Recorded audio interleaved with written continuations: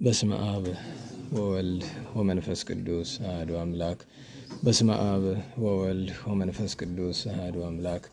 በስመ አብ ወወልድ ወመንፈስ ቅዱስ አሐዱ አምላክ አሜን። የአባቶቻችን አምላክ የቸርነት ባለቤት ከዚህ ሰዓት ከዚህ ዕለት ያደረሰን ቅዱስ ስሙ የተመሰገነ ይሁን።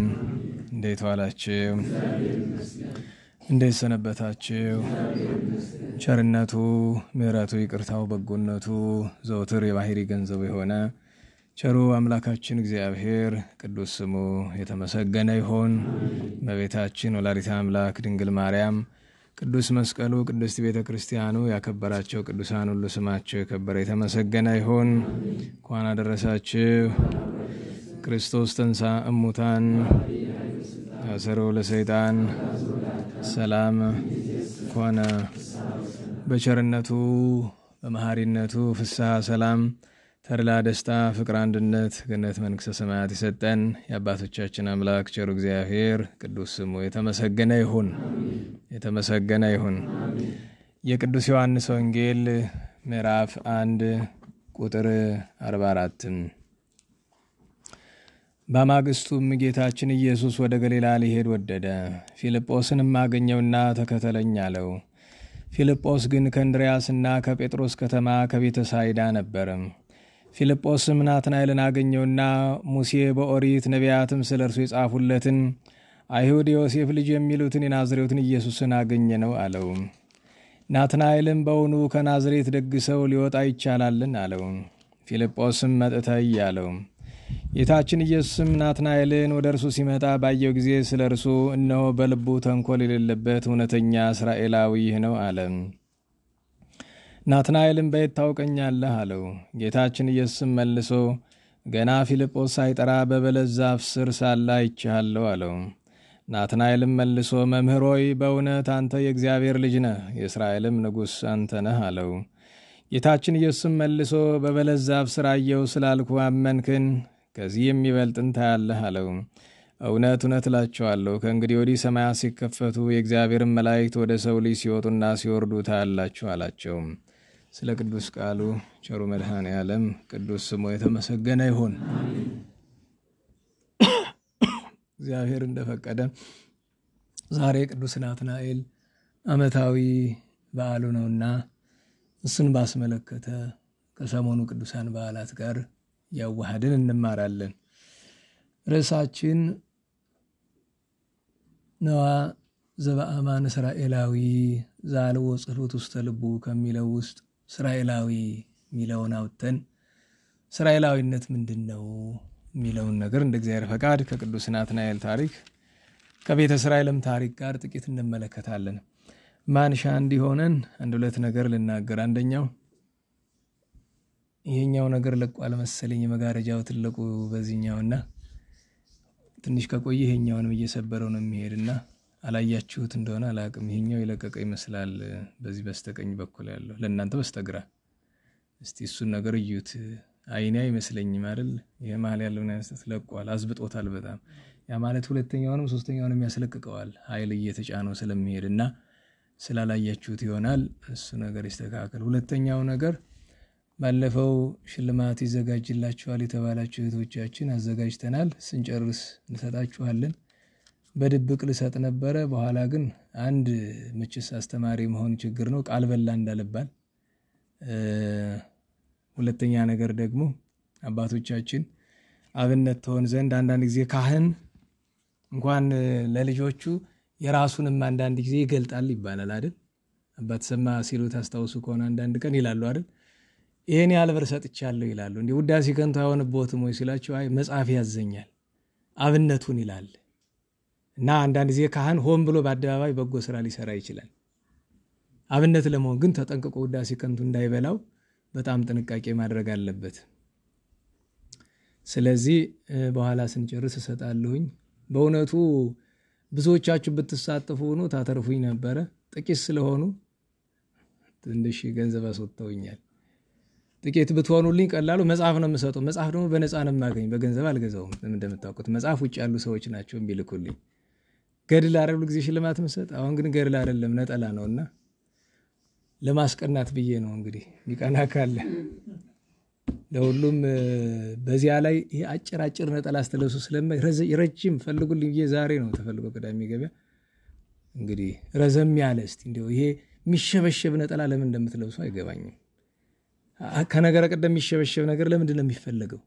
ዓላማው ምንድን ነው? መንፈሳዊ ነው ስጋዊ ነው?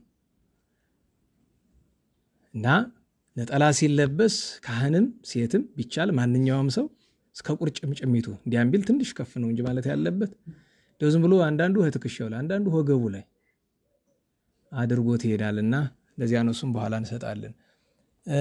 ሶስተኛውና የመጨረሻው አሁን ከሰዓት በዚያ በአዲስ አበባ የሆነ ነገር ተብሎ ኢንተርኔት ላይ ሰው ሲንጫጫ አይቼ፣ በነገራችሁ ላይ አንዳንድ ጊዜ ሰው ከረጅም ጊዜ በኋላ ከእንቅልፉ ሲነቃ ስታዩ አባቶቻችን ምን ይላሉ? የሚበሳጭ ሰው ሲበዛ ብስጭት ይቀንሳል ይላሉ። ሲበዛ ለምን ይቀንሳል ይሉ? ብቻውን ሲበሳጭ ለነበረው ሰው ይቀንስለታል። እና አሁን ከሰዓት ላይ ቅዱስ ሲኖዶስ ያው ዋና ጸሐፊው ስራ አስኪያጁ ተመርጦ የለ እና ይሄ እንደሚደረግ እኮ ድሮ ነው የምናቀኛ፣ በጣም ቆይቷል እንደሚደረግ። ግን እስኪ እንግዲህ ይሁን እና ግራ የሚገባኝ ነገር የሰው ጫጫታ እስቲ መዝግቡልኝ እንዲያው በሞቴ ስንት ቀን ይቆይ ይሆናል? እንደዚህ ሆኖ እንደዚህ ያደረጉ ሰዎች ያው ታውቃላችሁ፣ ስራ አስኪያጁ ነው የተመረጠው ሰውዬ ያው ቤተክርስቲያኗን ለማጥፋት ባላም የሚሰራው ሰውዬ ነው። ያ ባለፈው የኦሮሚያ ሲኖዶስ ብሎ ገንጥሎ ያን ሁሉ ስራ ሲሰራ የነበረው ሰውዬ ነው። የታላቁን የቅዱስ ሳዊሮስን ስም የያዘው ማለት ነው። አንዳንድ ሰው ስሙ የመንፈስ ቅዱስ ግብሩ የዲያብሎስ አለ አይደለም፣ ችግር ነው። ጸሐፊ የተባለውን ሰውዬ ደግሞ በተሰጠራላችሁ ማታውቁት። ዙሮ ግን እንድታውቁት የምፈልገው ነገር እኛ የራሳችን ስራ እንስራ። ማንም ቢመረጥ ለዚህ ቤተክርስቲያን ምንም አያደርግላትም። ምክንያቱም እገሌ ቢሆን ብዬ የምመኘው እኔ በግሌ የለም። በነገራችሁ ላይ ቁጭ ብዬ ከዚህ ከ70 ከ80 ከ90 ጳጳስ ውስጥ እገሌ ቢሆን ምለው ሁሉም ቢሆን የራሱ የግል ጉዳይ ያለው ነው እና በእውነቱ በእርግጥ የከፋ አንዳንድ ጊዜ ያለ አይደል ምንድነው ይባል ከትልቁ ሰይጣን ትንሹ ሰይጣን ይሻላል እንደሚባለው ነው። ምናልባት እንዴ ሌላ ሰው ቢሆን እንመኝ ነበር ከትልቁ ሰይጣን ትንሹ ሰይጣን ይሻላል በሚል ነው እንጂ ከዛ ውጭ የለም። ከዚህ በላይ ምንም ልል አልችልም። ምክንያቱስ ብትሉ ተናግሬ ምንም አላመጣም፣ በከንቱ አለፈልፍም። እስካሁን የለፈለፍኩት ይበቃኛል። ከዚህ በኋላ ሁሉ ከየጁ ሲያገኘው ሰዓቱ ሲደርስ ይታያል ሁሉም ነገር። መቼም እነዚህ ሰዎች ስለገቡ ቤተክርስቲያኗን አያጠፋትም። እኛ ማጥፋታችን የሚያሳዝነን እንጂ ቤተክርስቲያን እንደው አጠፋም። አንዱ ክርስቶስ ያደረባት በሰማይ በምድር ያሉ ቅዱሳን ህብረት ስለሆነች አጠፋም። የኢትዮጵያ ቤተክርስቲያን ብትሆን አጠፋም። የሚያሳዝነው የህዝቡ ጥፋት ነው። ምክንያቱም ምህረት የማይገባው ህዝብ እንደሆነ እየተረዳሁ መጥቻለሁ እና እግዚአብሔር መድኃኔዓለም አሁንም ለሌላ ለማንም አይደለም ለገዛ ነፍስ ሳትነቃ ለቤተክርስቲያን ልትነቃል። ይሁሉ ሲንጫጫ ፌስቡክ ላይ የምትመለከቱት የገዛ ነፍሱ የማያሳስበው ሰው እንዴት የቤተክርስቲያን ነገር እንደሚያሳስብ አይገባኝም። ከሁሉ በፊት ልታዘን የሚገባ ማንንም ስለማትረፍ አይደለም። ማንንም ስለማትረፍ ነው? ራስህን ነው። መጽሐፍ አባቶቻችን ምን አሉ? መጀመሪያ ማንን አድን? ራስህን አድን ነው። አድህን ርዕሰከ ነው መጀመሪያ ህጉ እና በቤተክርስቲያን ህግ ላይ ሲጫወት የሚውል የቤተክርስቲያን ስርዓት የሚቀልድ የሚውል ቅንጣት ታክል አክብሮት ለእግዚአብሔር እና ለስርዓቷ የሌለው ሰው በሙሉ ድንገት ደርሶም እንደሚያንጫጫው አይገባኝ። እስካሁን ወዴት ነበረ? ይሄ ሁሉ ስራ ውስጥ ለውስጥ ሲሰራ የት ነበረ? እና ማዘን ግን ጥሩ ነው፣ እንዳትረሱት። ማዘን ጥሩ ነው። ጠቢቡ እንደተናገሩ መቼስ ከሰርግ ቤት ለቅሶ ቤት ይሻላል አይደል? አዎ፣ ከሳቅ ለቅሶ ይሻላል። ለምን? የሳቅ ተባሪው ለቅሶ ነው። የለቅሶ ተባሪው ሳቅ ነው። ማለትም ፈንታው ቀጥሎ የሚመጣ ከለቅሶ በኋላ ሳቅ ነው። ከሳቅ በኋላ ለቅሶ ነው የሚመጣ እና ማዘን ጥሩ ነው ለማለት ነው። ስለ እስራኤላዊነት እንነጋገር። እስራኤላዊነት ምንድን ነው? መጀመሪያ አጭር ታሪክ ቅድም ያነበብኩላችሁን ልድገምላችሁ። በቅዱስ ዮሐንስ ወንጌል ምዕራፍ 1 ሳረሰው ነገ ዮሐንስ ወልደ ነጎድጓድ ያመጡ አይደለ? እንግዲህ ከተቻላችሁ ምስባኩ ምኑ መቼስ የዓመታዊ ክብረ በዓሉ ነው ያስፈልጋል። እንደ ነገ ባለው ቀን አይደል ቅዱስ ዳዊት የተናገረለት ነገር እንደው ለሱ ቀጥታ እስኪመስል ድረስ አይደለ ወአረመመ ማይበል የሚለው ከገረዱ አብሮኮሮስ ጋር ስለደረሰባቸው ነገር ወተፈሱስ ማይረፉ ና ነገ ከተቻላችሁ ያው ምስባኩ ወንጌሉ ይኑር። ቅዱስ ዮሐንስ ወልደ ነጎድጓድ ልብ ብላችሁት ከሆነ ቅዱሳት መጻሕፍትን ስናነብ ወይ ስናዳምጥ ልብ የምንለው ከሆነ የጻፈው ወንጌል አብዛኛው ሌሎች ወንጌላውያን ያላካተቱት ነው። ቅድምም ስንክሳር ላይ ሰምታችሁታል። ሌሎቹ ያላካተቷቸውን ያካተተ ለምሳሌ ምዕራፍ 1 ላይ ያለውን ብትመለከቱት ምዕራፍ 2 ላይ አሁን ምዕራፍ 1 ላይ የምትመለከቱት ይሄውን ያነሳነው ታሪክ ከዚህ በፊት ያለው ቅዱስ ጴጥሮስ ቅዱስ እንድርያስ እንደምን እንደተጠሩ ምንም እንኳን መጠራታቸውን ሶስቱም ወንጌላውያን ቢነግሩንም ግን አጠራሩ የዚህኛው ደግሞ ለየት ያለ መገለጫ አለው። ተቆርጦ የቀረ ታሪክ ይነግረናል። ከዚህ አስቀድሞ ስለ አካላዊ ቃል ህልውና ስለ መጥምቁ ዮሐንስ ምስክርነት በሌሎች ወንጌላውያን ያልተጻፈውን ጽፈልናል። በምዕራፍ 2 ላይ ቃና ዘገሊላ ታሪክ በወንጌል ዮሐንስ ብቻ ነው ያለው። ከዚህ አስቀጥሎ በምዕራፍ 3 ላይ የቅዱስ ኒቆዲሞስ ታሪክ፣ በምዕራፍ 4 ላይ የሳምራዊቷ ሴት ታሪክ፣ በምዕራፍ 5 ላይ የመጻጉዕ ታሪክ፣ በምዕራፍ 6 ላይ ስለ ሥጋው ደግሞ የተሰጠው ትምህርት እንዲያያለ ብትመለከቱት አብዛኛው ቅዱስ ዮሐንስ ወንጌላዊ ጌታ መቼስ አባቶቻችን ይለለ ሁልጊዜም ቢሆን ወደ መጨረሻ የሚመጣው ደገኛው አይደለም። ጌታችን የቅዱስ ማቴዎስን የቅዱስ ማርቆስን የቅዱስ ሉቃስን ካጻፈ በኋላ ማህተም ያደረገው መደምደሚያ የቅዱስ ዮሐንስ ወንጌላዊ ወንጌሉ ነው። ይሄ ቅዱስ ሐዋርያት እንዴት እንደተጠሩ ሲነግረን ካጠራራቸው ከአጠቃላዩ ሐዋርያት መካከል የሚነግረን የስድስቱን ነው አይደል? መጀመሪያ 2 አርድእት ተከተሉት አይደል? እንድርያስና ራሱ ዮሐንስ። ከዛ እንድርያስ ማንን ጠራው አለ? ታላቅ ወንድሙን ቅዱስ ጴጥሮስን። ዮሐንስ የራሱን አልነገረንም መጥራቱን፣ ግን በሌሎች ወንጌላውያን ስለተጠቀሰ ሄዶ ስለጠራው ያዕቆብን ጠራ። ስንት ሆኑ? 4 ሆኑ። ከዛ ቀጥሎ ሲያልፍ በጎዳና ማንን አገኘው? የቤተ ሳይዳውን ቅዱስ ፊልጶስን አገኘው። ከዛ ቅዱስ ፊልጶስ ደግሞ ማንን ጠርቶ አመጣ? ጓደኛውን ቅዱስ ናትናኤልን። አሁን እንግዲህ ቅዱስ ናትናኤል የቃና ዘገሊላ ሰው ነው። ገሊላ ማለት እስራኤልን የምታውቁ በአካል ልታውቁ አትችሉም። በካርታ ወይ በምን የምታውቁ ካላችሁ እንግዲህ እስራኤል ሰሜናዊ ክፍል አላት፣ መካከለኛው አላት፣ ደቡባዊ ክፍል አላት። መካከለኛው በአብዛኛው ወደ ምስራቅ አቅጣጫ ቢያደላም መካከለኛው ሀገረ ሳምር ማለት እሱ ነው። ሳምራውያን ሀገር ሰማሪያ ማለት እሱ ነው። ሰሜናዊው ክፍል ገሊላ ነው። አብዛኞቹ በገሊላ ዙሪያ ያሉ ከተሞች እዛ ናቸው። ናዝሬት እዚያ ናቸው፣ ነቃና እዚያ ናቸው፣ ሌሎችም ከተሞች እዛ አካባቢ ናቸው። አብዛኞቹ ሐዋርያት ገሊላውያን ናቸው የሚባሉት ለዛ ነው። ሰባ ገሊላ አይደል? ሐዋርያትን ሰባ ገሊላ ነው የሚላቸው፣ የገሊላ ሰዎች ነው የሚላቸው። ገሊላ በዛ ወቅት ደቡቡ ይሁዳ ኢየሩሳሌም ያለችበት ዋናው መናገሻ ደቡቡ ይሁዳ ነው። በመከበር ደረጃ አንደኛ የሚከበር በዛ ዘመን መንፈሳዊ አክብሮት ሳይሆን እንዲሁ ዝም ብሎ በልማድ አክብሮቱ ሀገረ ይሁዳ ነው የሚከበር። ለምን? ጠፈፍ ያልነ እስራኤላውያን እኛንን ብለው ስለሚያስቡ። የዚህ ምክንያቱ ምንድነው ከተባለ በሰሜኑ ያሉት ገሊላውያን አይታችሁ ከሆነ ገሊላ ዘአሕዛብ ሁሉ ተብሎ ይጠራል። ከአሕዛብ ጋር የመቀላቀል እድላቸው ሰፊ ነበር፣ ተቀላቅሏል። ይሄ የሆነበት ምክንያት ደግሞ በናቡከደነጾር ምርኮ ጊዜ በተፈጠረው ነገር ነው። የመጨረሻ ግን ጨርሶ የማይከበሩ ጌታችን እንኳን ሎቱ ስብሐት ጥላቻቸውን ለመግለጥ ነአምር ከመሳምራዊ አንተ እያሉ ነበር። ሎቱ ስብሐት እንደ ስድብ ሳምራዊ ብሎ መሳደብ መናገር መጥራት እንደ ስድብ ተቆጥሮ ማለት ነው።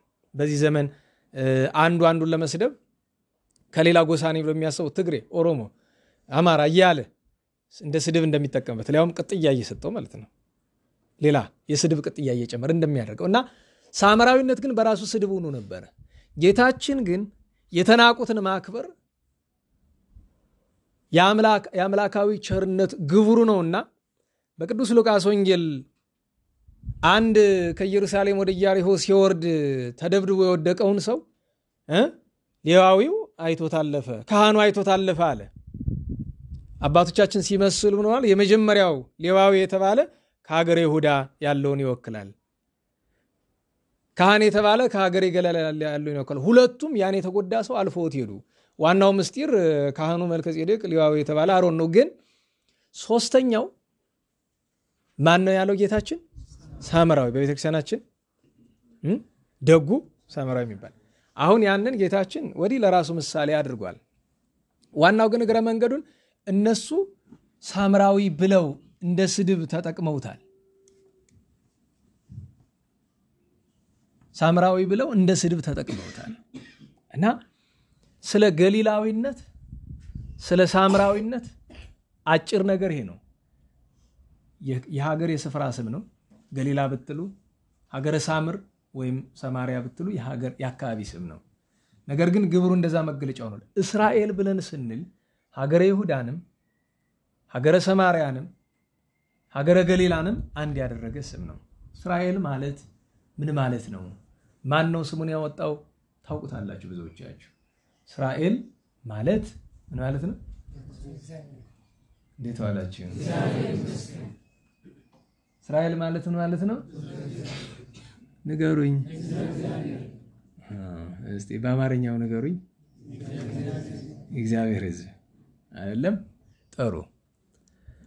እግዚአብሔር ሕዝብ ምን ማለት ነው?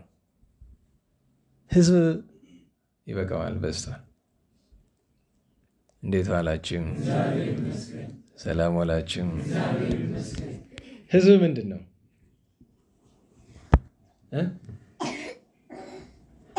ይኸውላችሁ ግለሰብ አለ አይደል? ምን ይባላል?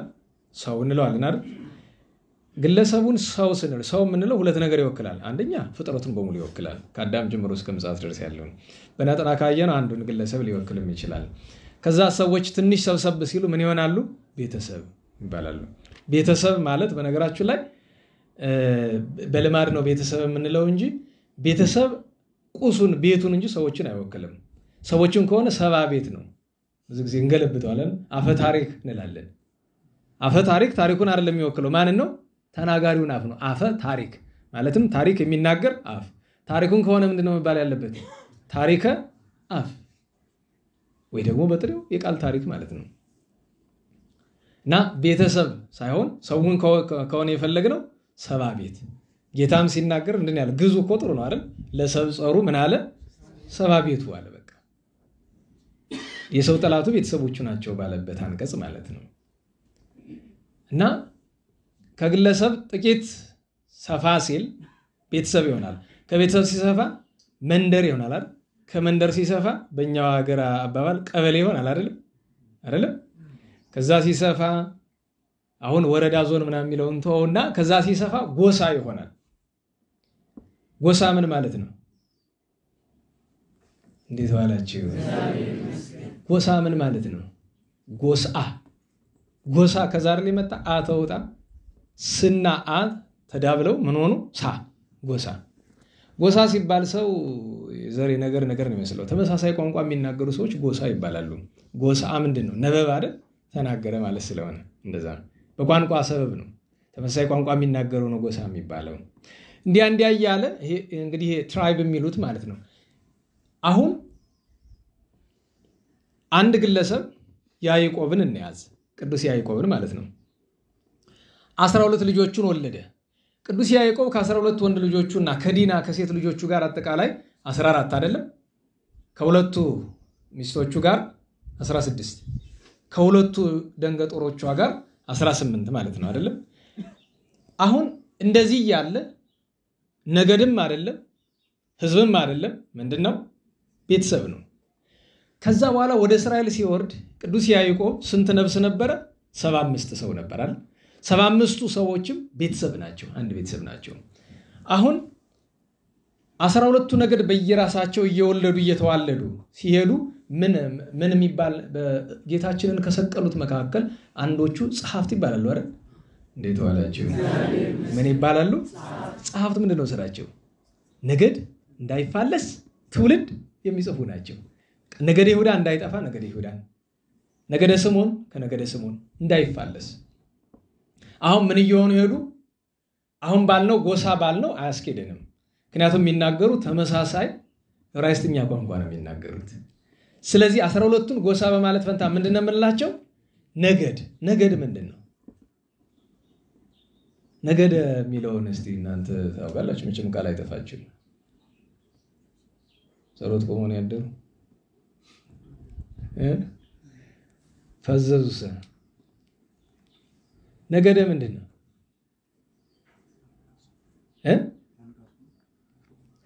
እንግዲህ ሙያው ስለሌለኝ ባፈቀደውት ነገደው ሆረቢ ነገደ ምንድነው? ነጋዲ ምንድነው? ነጋዴያን አሁን ምንስ ተጓዘ ነው አይደል? አዎ። ነገድ የሚባሉበት ምክንያት አንድ ቤተሰብ አንድ ወላጅ ልጆች ይወልዳል። ከወለዱ በኋላ ለተወሰነ ጊዜ አብረው ይኖራሉ። እየተባዙ ሲሄዱ ግን አብሮ መኖር እየከበደ ይሄዳል። ስለዚህ ግድ ምን ማለት አለባቸው? አንድ ወደ ሌላ ስፍራ መሄድ አለበት። ነገድ ሲባልም እንደሱ ነው። እንደ የተለየ ነገር ሌላም ያለው አይመስላችሁ። ወደ ጥሬ ትርጉሙ ሄደን ነው። እና 12ቱ ነገደ እስራኤል የሚባሉ እነዚህ ናቸው ነው። እንግዲህ እስራኤል የመጣችበትን ታሪክ ለማወቅ ባጭሩ አዳም አባታችን የፍጥረት ሁሉ አባት ነው። አባታችን የፍጥረት ሁሉ አባት ነው። ከኖህ በኋላ ግን ወደ 3 ሲከፈል ነገደ ሴም ሐረገ ትውልዱ ቀጥ ብሎ ወርዶ አባታችን አብርሃም ላይ፣ ከአብርሃም ሌሎችን ትቶ በይስሐቅ፣ ከይስሐቅ ኤሳውን ትቶ በያዕቆብ። እስራኤል የሚለው የሚጀምረው ያዕቆብ ላይ ነው። ያዕቆብ ላይ ነው። እስራኤል የሚለውን ስም ያገኘ ከእግዚአብሔር ነው። እንዴት ነው ያገኘው ነው ጥያቄው። መጀመሪያ እስራኤል የሚለውን ለማግኘት በኩርናውን ማግኘት ነበረበት። ለናውላችሁ ሲወለድ በኩርነትን ማግኘት ፈልጎ ነበር፣ አልተሳካም። ስለዚህ ምን ይዞ ተወለደ? የታላቁ ወንድሙን እግሩን አይደለም ሰኮና። ያዕቆብ ማለት አዜ ሰኮና አይቃጺ ነው አይደል? ያንን ይዞ ተወለደ። በኩርና ማግኘት አልቻለም። በኩርናውን ያገኘው በምንድን ነው? በምስር። እዚህ ላይ አንድ ትምህርት ልስጣችሁ። እስካሁን ትርጓሜውን ሰምታችሁት ካልሆነ አንድ ትርጓሜ ልንገራችሁ። ቅዱስ ያዕቆብ ያንን ሲያደርግ በወንድሙ በኤሳው ላይ ብዙ ጊዜ እንደ ጥሩ ነገር አይቆጠርም አይደለም? እንደ ሰውኛ አይመከርም አይደል? እርቦት አብላኝ ቢለው ወንድሙ አይደል ለምን አያበላውም? ለምን በኩርናን ካልሰጠኝ አልመግብም ለምን አለው ነው አለ ጥያቄው። ነገሩ ሁለት ነው። አንደኛ በኩርናውን ኤሳው አያከብረው፣ አይፈልገውም ማለት ጥቅም በኋላ ሲያጣው ነው የተረዳው። ሁለተኛ ነገር ኤሳው በልቡ ክፋተኛ በመሆኑ ምክንያት ለእግዚአብሔር ስለማይሆን ኤሳው ሐጸላይኩ ብሎ እግዚአብሔር እስኪናገር ድረስ እግዚአብሔር በኩርና ወደ ያዕቆብ እንዲሄድ ፈልጓል። ስለዚህ መጥቶ ፈተና እኮ ነው የቀረበለት። ፈተናውን አቅራቢ ማን ነው? ያዕቆብ ነው። ግረ መንገዱ ግን ከጀርባ ማን ነው? እግዚአብሔር ነው። ፈተናው ምንድን ነው? እርቧቸዋል አይደለም? ዛሬ እንዴት ነው 3-4 ሰው ሲያዘጋየውኝ? ሙቀት ነው እንጂ ደግሞ እሱ አንተ እንዴት ዋላችሁ? እንግዲህ እግዚአብሔር አቀዝቅዞልናል። በእርግጥ ከውስጥ ሙቀት አለ፣ እሱን እንረዳለሁ። እግዚአብሔር ግን አቀዝቅዞልናል በቸርነቱ። የሰማችሁ ነው? እንዴት ዋላችሁ? ቢርበው ሰው መቤታችን ለዚያ ባለጠጋ ያለችው አለ አይደለም? ሃይማኖቱን ካድ አይደል? ስለራበው ራበኝ ብሎ እንቁ ሰጣለሁ ቢለው ሰይጣን ተገልጦ ካደለት እና ለምን ካድከው ልጄን አለችው። ቢርበኝ አላት። ሰው ቢርበው ይለምናል እንጂ ይክዳልን ብለዋለች። ስለዚህ ሰው በኩርና ምንድን ነው? ለኛችን በኩርናችን ምንድን ነው? ቅዱስ ዮሐንስ አፈወርቅ ምን አለ? እንከሰ በኩርና ለነ ዋኮ ለአይሁድ። እስራኤል ማለት ሕዝበ እግዚአብሔር ነው ብላችኋል አይደል? ጥሬ ትርጉሙ ግን ወልድየ ዘበኩርየ ተብሎ ተርጉማል። የበኩር ልጆች ተብለዋል። እንከሰ በኩርና ለነ ወአኮ ለአይሁድ። እንግዲህስ በኩርና ለኛ ነው እንጂ ለአይሁድ አይደለም። የአይሁድ በኩርና ተሽሯል አለ። ምሳሌ እኮ ነው ያውሉ ከላይ የኤሳው በኩርናውን ስላቃለለው ተቀምጦ ለያዕቆብ እንደተሰጠ እዚህ ደግሞ አይሁድ እግዚአብሔር የሰጣቸውን በኩርና አቃለው ለአሕዛብ ሰጥተዋል። ዛሬ በዓለም የሚኖሩ ክርስቲያኖች ሁሉ የእግዚአብሔር የምን ልጆቹ ናቸው? የበኩር ልጆቹ። እሱን ማስተዋል ይገባል ሰው። ስለዚህ ምንም ቢቸግረው እምነቱን አይለውጥም። ምንም ቢቸግረው መለወጥ የለበትም። ለዚያ ነው እርቦት መጣ፣ ምስር ይዞ አየው። አብላኝ ወንድሜ አለው። አይሆንም አለው። ለምን ብሎ ሲለው በኩርና ይበቃሃል አለው። በኩርና ትለኛለህ ስለ በኩርና ምን አግኝቻለሁና እችና ትልቁ ችግር ብዙ ሰው የሌለ አሰሙ ቤተክርስቲያን ስንት ዓመት ተመላለስ ያገኘውትም የለ ለራሱ ካሜሮ አወጥቶ በነገራችሁ ለኔ ሁሉም ይለኛል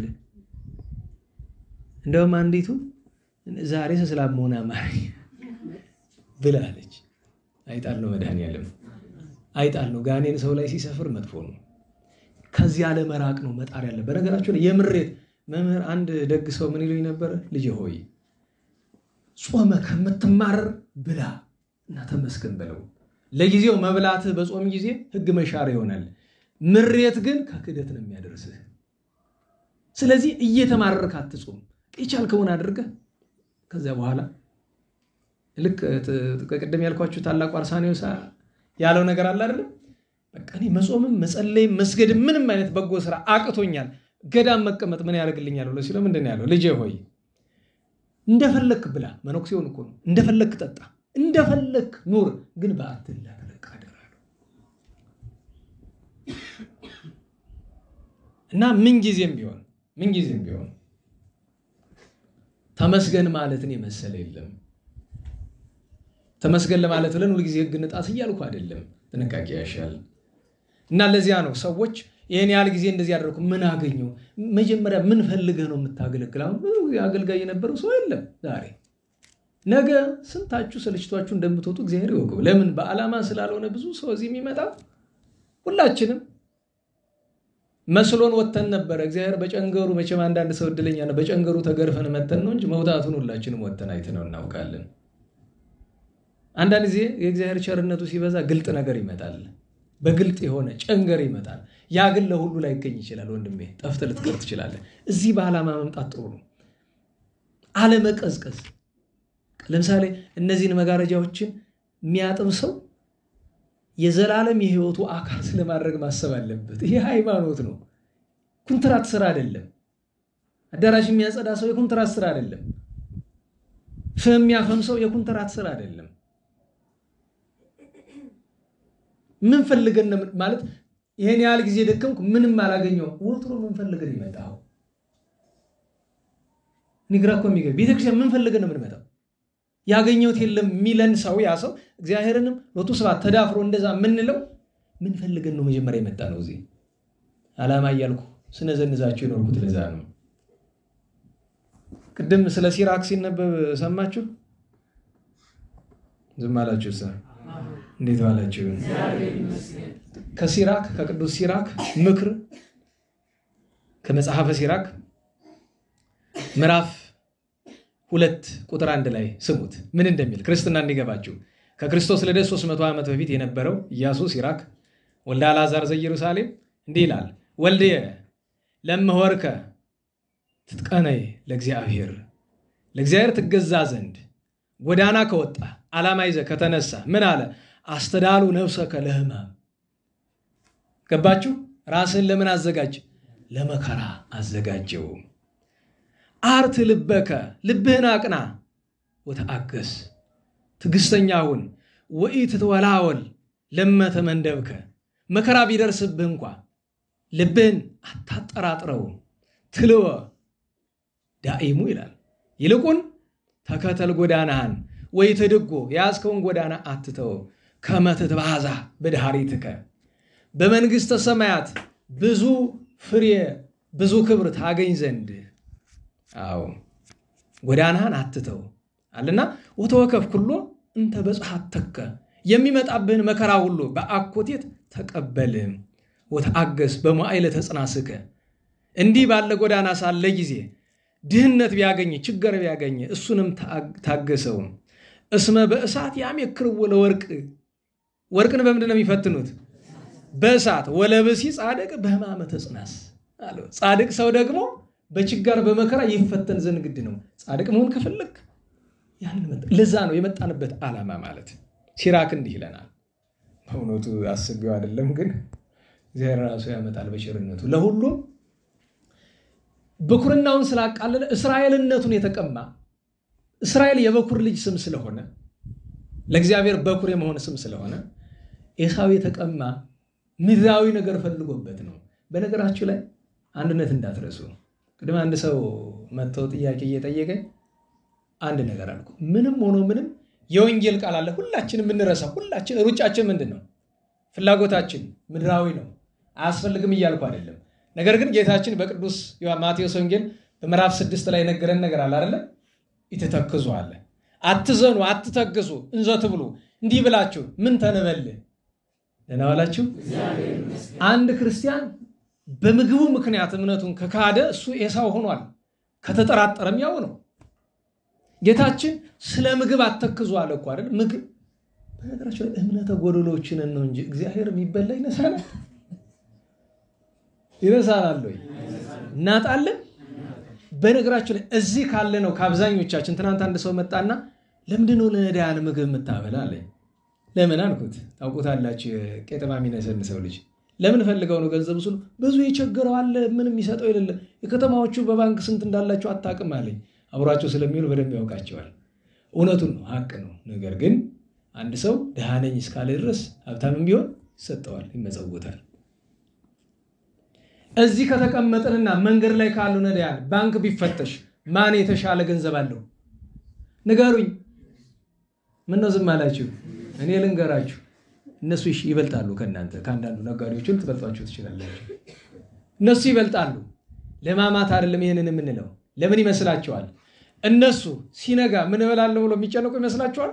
ያን ያለ መንፈሳዊነት እኮ ብዙ የላቸውም አይደለም። ነገር ግን ሲነጋ እርግጠኛ ናቸው ስመ እግዚአብሔር ጠርተው የሚበሉት እንደሚያገኙ። በነገራችሁ ላይ ለምናችሁ ታውቃላችሁ? ብዙ ሰው ለምንድን ነው መለመን እንደ ጦር የምትፈራው? መለመን ይቻላል እኮ። በህይወቴ ካየኋቸው ተሞክሮች በጣም ቢከብድም ለመጀመሪያው ጊዜ አንደኛው መለመን ነው።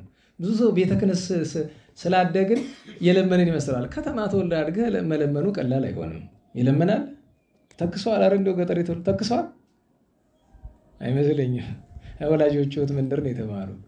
እንታ ተክሰዋል እንተ ስማ ለማርያም እና ስላላየው ስላልሞከርኩት ነው መሰል። አንድ ጊዜ አርማጭሆ ላይ ያለሁኝ በቃ የምሞክርበትን አጋጣሚ ስጠብቅ የሆነ ችግር ተፈጠረ። ቤቴ እኩሉ ተቃጠለ። አንድ ጊዜ ተቃጠለ፣ ቀጥሎ ደግሞ ተሰረቀ። መቼም ኃጢአተኛ ሰው መቅሰፍቱ ይበዛበታል። ለምን በነገራችሁ ላይ ሁለቱም ጊዜ እንደዛ ሲደረግ እኔ እግዚአብሔር በሚያውቀው ለምን እንደሆነ ወዲያው ነው የገባኝ። እግዚአብሔርን አመሰግናለሁ። ቤቱ የተሰረቀ ጊዜ ባታ ናት። እግዚአብሔር ይስጣትና ባቶች ያላችሁ ኃይለኛ ናት የሚባል እኮ አለ ነገር ነው የሚመስለኝ። 30 ብር አድርስ ብሎ አንድ ሰው ይሰጠኛል። መሄድ ሰለቸኝና ከመንገድ ለአንዲት ኩታራ ሂጂ አድርሽ ብዬ ሰጠዋት። እርግጠኛ ነኝ ከረሚላ ነው የምትበላበት። ቅዳሜ እንደዛ አድርጌ እሁድ ተደውሎ የምስራች ይለኛል አንዱ። ጅል አይደል አንዳንዱ ሰው መናኝ ነው መመስላቸው የነበረና የምስራች ምንድነው ስለ ቤት ተሰርቋል። እሱ የምስራች ነው ብዬ ስለ መጽሐፍ ተርፎላል። መጽሐፍ ውጭ ምን ትፈልጋለህ? እና እሱ ከዛ ደግሞ የሆነ ቀን ሌላ ጊዜ ሌላ ድጋሚ ስርቆት ተደረገና ስርቆቱ ሊደረግ ከሳምንት በፊት እዚህኛ አንድ አገልጋይ ተሰረቀ። ቤቱ ተፈንቅሎ ተገብቶ የተሰረቀው ነገር አልነገራችሁም ለጆሮአችሁ ስለሚከብድ ቤተክርስቲያን ቅጥር ግቢ ውስጥ መሰረቁ ፍትሐ እግዚአብሔር ነው ብዬ አምናለሁ። ቤተክርስቲያን ውስጥ መቀመጥ የሌለበት ነገር ስለሆነ የተሰረቀ ማለት ነው። ያው አልነበራችሁም፣ ብዙዎቻችሁ አታውቁትም። ድሮ ነው ቆይቷል። እና ጸሎተ ማርያም ይደገም ተባለ ቤተክርስቲያን ላይ። ያው ቃል ሲሰረቅ ጸሎተ ማርያም እንደገም የለ። ከደገምን በኋላ ሁሉም ሰው መቋሚያውን ይጣለው እያለ ሊጥል እንዴ ተው እንጂ ነውር አይደለ። ለምን ስለ አንደኛ የእግዚአብሔር እንዴ መስቀል እኮ ነው። ለምን ትጥሉታላችሁ? መስቀል ምሳሌ እኮ ነው መቋሚያ። ለምን ትጥሉታላችሁ? አንደኛ ነገር። ሁለተኛ ነገር እንዴት ይጣለው ብለን እንራገማለን? ዳሃር ወይ ትርጉሙ የሚል ህግ አይደለ እንዴ ይዘን ያለ ነው ብዬ እንደተማለት። ከዛ ለማስተማር መጀመሪያ መፈተን ለካ ያስፈልጋል ያልቀመሱትን። ከዛ ተሰረቀ። አይ አንቺ ቸሪቱ ማምላክ መሰው ብለሽ ነው። ችግር የለውም አላስረግምም፣ ችግር የለውም እኔ ምን ምበላው አላታ። እና በዚያ ወራት ሰው ሲለምን ነገሩን ለማድረግ ያስፈልግም። አንዳኛ መለመን ምን ስሜት እንዳለ ሰዎች ሲለምኑ አንዳንድ ጊዜ ቁጭ ብላ አቃቂር ታወጣለህ አይደል? ይሄውን አለባበሱ ጥሩ ነው ለምን ሰጠዋለሁ? እንዲህ ሀብት አለው እኮ እንትን አለው ምን አገባ? መጽሐፍ ለለመነ ምን አድርጋለ? ስጥ ነው በቃ። መምረጥ ትችላለህ። እንዴት ነው የምትመርጠው? ሁለት ድሆች ቢቀርቡ ግድ ለአንዱ ብቻ የምትሰጣት ከሆነ ያለች ለባሰው ነው የምትሰጠው አይደል? የሚያምንና የማያምን ቢገጥም አንድ ኦርቶዶክሳዊና አንድ ለጣዖት የሚሰግድ ሰው ወይ በእምነት የማይመስል ሰው ቢርባቸው ቢቻል ሁለቱን ማብላት ግዴታ ነው። ለምን? ጠላት ቢራብ አብላው ተብለናል። ነገር ግን የምትሰጣት የመጨረሻዋ ድቃቂ ያለች ለአንድ ሰው ብቻ የምትሆን ከሆነ ቅዱስ ጳውሎስ ምን አለ ለዕብራውያን ሲጽፍ ወፈድፋደሰ ለሰብአ ሃይማኖት ለማን ስጠው አለ? በእምነት ለሚመስል አስቀድም ብለዋል። እሱን ማስተዋል ይገባናል። እንዴት ዋላችሁ? እና መጽሐፍ ምን አለ? ምን እንበላለን፣ ምን እንጠጣለን፣ ምን እንለብሳለን ብላችሁ አትጨነቁ፣ አትስሩ አይደለም ያለ። ቅዱስ ስልዋኖስ ምን ብሎ ተርጉሞታል? አንድ መነኩሴ መጥቶ አባታችን አባ ስልዋኖስን መነኮሳት በሙሉ ሲወጡ ሲወርዱ አያችሁ፣ አይ እናንተ ወንጌል አልገባችሁም ብሎ አላቸው። እንዴት ብሎ አሉት። ጌታ በወንጌል ወዲህ ነጽሮ አፈ ሰማይ ለይዘሩ ወያርሩ ያለውን የማይዘሩ የማያጭዱ የሰማይ ወፎችን ተመልከቱ ያለውን ሕግ እንዴት ረሳችሁት? ወዲህ ደግሞ ማርታ ማርታ ተሰሪ ብዙሃ ብሎ ማርታ በስራዋ የተነቀፈችውን ለምን ብሎ የመነኩሴ ጥራዝ ነጠቅ ሰባኪ ነገር ነው። የኔ ቤቴ መነኮሳት ግራ ገብታቸው ሄዶ አበምኔቱን ጠየቁት። አባታችን አባ ስልዋኖስ ጻድቁን ብላላችሁ ነው። አይ ችግር የለውም ልጆቼ ችግር የለውም አሉና በሉ ኋላ ደወል ሳትደውሉ ተደብቃችሁ ቤተ እግዚአብሔር ገብታችሁን ሱስ ሳጠሩ ምግብ ብሉ እንዳጠሩት መጽሐፍ ስጡት ከቤቱ ምንም ምግብ እንዳታኖሩ መስሪያ ምንም እንዳታኖሩ። ኋላ የምግብ ማዕድ ሰዓት ደረሰ። ሳይደውሉ በልተው ወደ የባታቸው ገቡ። እሱ አሁን ጠሩኝ ያለ በርበሩን ሲያይ ቆይቶ እና ወሶበ ውኢ በረሃብ ይላል አይደል? አንጀቱ ነደደ፣ ተቃጠለ በረሃብ። ብቅ ብሎ አባ ስልዋኖስ ከአበምኔቱ በዓት ሄዶ እጅ ነስቶ ገብቶ አባ አቤተ ነው ተደሩኑ? አዎ መነኮሳት ወንድሞቻችን ራት በልተው እወ ተደሩ? አዎ በልተዋል አለ። ምን ነው እንግዳ አይደለሁም? እንዴት እንግዳ ትታችሁ ትበላላችሁ? አይ አንተ መንፈሳዊ ሰነህ ስጋዊ ነገር አያሻም ብለን እኮ መጽሐፍ ሰጥተን ለኛ ተመክር። እኛ ስጋውያን ስለሆነ እንሰራለን እንበላለን፣ አንተ ግን መንፈሳዊን አትሻውም ብለን ነው እኮ ነው። ወአይመረ ከመአበሰ በቃሉ አላል ባነጋገሩ እንደበደል አወቀ። ድፍት ብሎ አባቴ በድያለሁ ስህተቴን ንገረኝ አለው። ስህተትህማ መጽሐፍን በገዛ አይምሮ ልትረዳው መሞከር ነው። ጌታችን አለው ሁለት ነገር እለይዘር ወያርሩ አለ። የማይዘሩ የማያጭዱ አላል ወፎችን እለይሰርሩ ብሏል ወይ? ወፎች ከጎጆአቸው ተቀምጠው ነው የሚመገቡ? ዞረው ፈልገው አመጣው አይደለም? ስራ ነው እሱ። አትስሩ ይላል አይደለም ጌታ? እንደዚህ አለ። ቅድሚያ ለምድራዊ ነገር አታ። ምክንያቱም መጨረሻ ምንድነው ያለው? አንተ ሙሰ መቅደም ህሱ መንግስቱ ወጽድቆ እናንተ አስቀድማችሁ ምን እንሻሉ? ጽድቅ መንግስቱ ማለት መንግስተ ሰማያትን እኔን ፈልጉኝ አለ። ወዘንተ ኩሎ ተሰካከሙ ሌላ ሁሉ በራት ላይ ዳረጉት ነው ይጨምርላችኋል። ሁለተኛ ማርታን የጠቀስካት ተሳስተሃል። ማርታ የተነቀፈች ውዳሴ ከንቱ በመሻት እንጂ በመስራቱ አይደለም። ኋላ ምን አለው? ለአንድ ክርስቲያንስ አለ እንደ ማርታ መሆን ይሻለዋል። እንዲያውም ንስራ በርስቲ በከመ ሰርሃት ማርታ። እሷ እንደደከመች እንደወጣች እንደወረደች መውጣት መውረድ አለብን። ስራ ታውቃላችሁ ለአንድ ክርስቲያን ከጽድቅ ነው ገብቶ የሚቆጠርለት። ይሄ እናንተ ቢዚ መሆነ ማለት አይደል? ቢዚ በአማርኛ ምንድነው? ባተሌነት። መባተል ያስፈልጋል። ሊቁ እንዳለው ስራ የፈታ አይምሮ ያጋንንት ቤተ ሙከራ ነው የሚሆነው፣ መጫወቻ ነው የሚሆነው። እና ይህንን ብናስተውል ጥሩ ነው። ለምግብ በኩርና በስስት ምክንያት በኩርና ተሸጠ ለሁሉም። ከዚያ በኋላ ወርዶ ቅዱስ ያዕቆብ እስራኤል የሚለውን ስሙን ያገኘ ከስደት ተመልሶ ሲመጣ አንድ ሰው ያዕቆብን ታገለው ይላል። ይሄ አስገራሚ ነገር ነው። እንዴት ዋላችሁ? ያ ሰው ምድራዊ ሰው አይደለም፣ ሰማያዊ አምላክ እግዚአብሔር ነው። ታገለው አለ። መታገል አካል መነካካት ነውና ባህሪውን መስሎ ታገለው። ያ ማለት በኋላ ከመቤታችን ስጋዋን ነፍሷን እንደሚነሳ መናገር ነው። ሲታገለው ቆይቶ ኋላ ምን አለው? ሊነጋ ሲል ሊነጋ ነው ልቀቀኝ አለው። ምን አለው? እቺን ቃል ዝም ብሎ አንዳንዱ የኔ ቤት መዘመሪያ አድርጓታል። ትርጉማን ሰረ ካልባረከኝ እንዴት ዋላችሁ? ካልባረከኝ አለቅህም ማለቱ ፍጹም ያንተ ወገን መባረክ ምንድነው? ሙሉ ተባረክ ብሩኩን አይደለም። እንደዚያ ብሎ ሲለው የሃይማኖት ጉዳይ መሆኑን የምታውቁት ተርታ የዕለት ምርቃት አይደለም። ያሻ ስም ማን ነው አለው። ማን ነው ስም ካለው ስሜ ማን ነው አለው? ያዕቆብ ይኩን እንከ ስምከ ያዕቆብ አላ ይኩን እስራኤል። ከዛሬ ጀምሮ ስም ያዕቆብ ሳይሆን ማን ይባላል? በኩር አድርጌሃለሁ አለ። ሰው ከበኩርነት ለመውረድ መቸኮል የለበትም። በምንም ምክንያት በኩርና አይሸጥም። እስራኤልነት ማለት እሱ ነው። እስራኤልን ለሶስት ነው የምንተረጉማል። እስራኤል የሚለው ቃል አንደኛ እናንተ ምን ብላችሁ ተርጉማችኋል? የማን ህዝብ ተናገሩ? የእግዚአብሔር ህዝብ ወይም በጥሬው የእግዚአብሔር ሰው ለግለሰብ ከሆነ እስራኤል። ሁለተኛ እኔ ቅድም ምን ብያለሁ? የምን ልጅ? የበኩር ልጅ ወልድ የዘበኩር ብሎ ያለው። ሶስተኛ እስራኤል ማለት ህሊና ዘይሬዮ እግዚአብሔር አንድም ለጨምሮ ህሊና ዘይሬዮ ለእግዚአብሔር አለ። ዘይሬዮ እግዚአብሔር ካለ ለንተን እግዚአብሔር ዘወትር በረድኤት የማይለየው እግዚአብሔር አተኮረ በአይን ማለት ነው። የሰጎኗን እንቁላል ተመልከቱ የምንባልበት ምክንያት ሁለት ነው አይደለም? እንዴት ዋላችሁ? አንደኛ እኛ እግዚአብሔርን ማየት ከተውን ልክ እንደ ሰጎኗ እንቁላል ባጋንንት ስራ በኃጢአት መበላሸት ስለሚመጣ፣ ሁለተኛ አይናችን የተዘከሩት እግዚአብሔር ብቻ ሳይሆን እግዚአብሔር በእኛ ላይ ያለው እግዚአብሔርኛ ላይ ለደቂቃ አይኑን ቢያነሳ እንኳን እኛ ዓለም መቆም አትችልም አይደለም? ዘይሬኦ እግዚአብሔር ማለት እግዚአብሔር የሚቆጣጠረው የሚያየው በረድኤት የሚጠብቀው ነው። ዋናው ግን ዘይሬኦ ለእግዚአብሔር ዘወትር ተዘክሮት እግዚአብሔርን ገንዘብ አምልኮት እግዚአብሔርን ገንዘብ ያደርጋል። አንድም ነጻሪ ከመአምላኩ አለ። እንደ አምላኩ ምንድን አስተዋይ በሉ እስቲ አስተዋይ በሉ እንጂ አስተዋይ።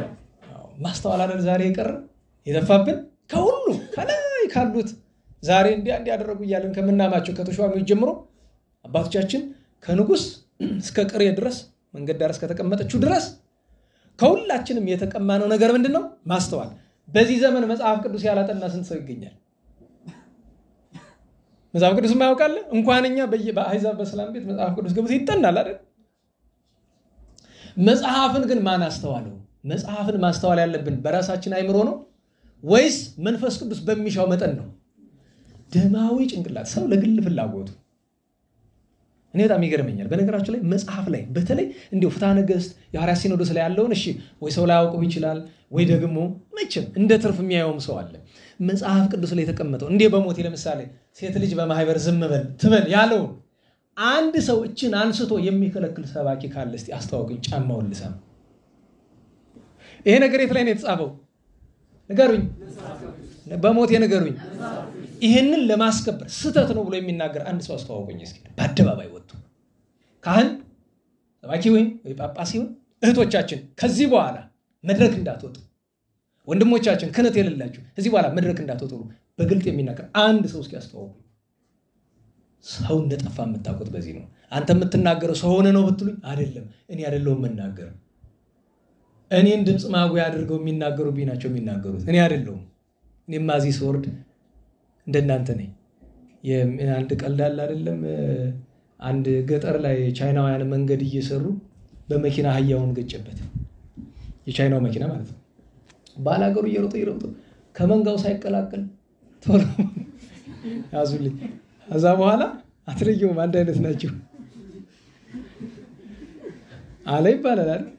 ነገሩ እውነት ነው እኮ ግን በእውነቱ በመንጋው ሳይቀላቀል እና እኔ ማዚቻ አትሮን ስወርድ በመንጋው ስቀላቀል ያው እኔ ሲሆን ከፋለሁ ምንም ስለሆንኩ አይደለም።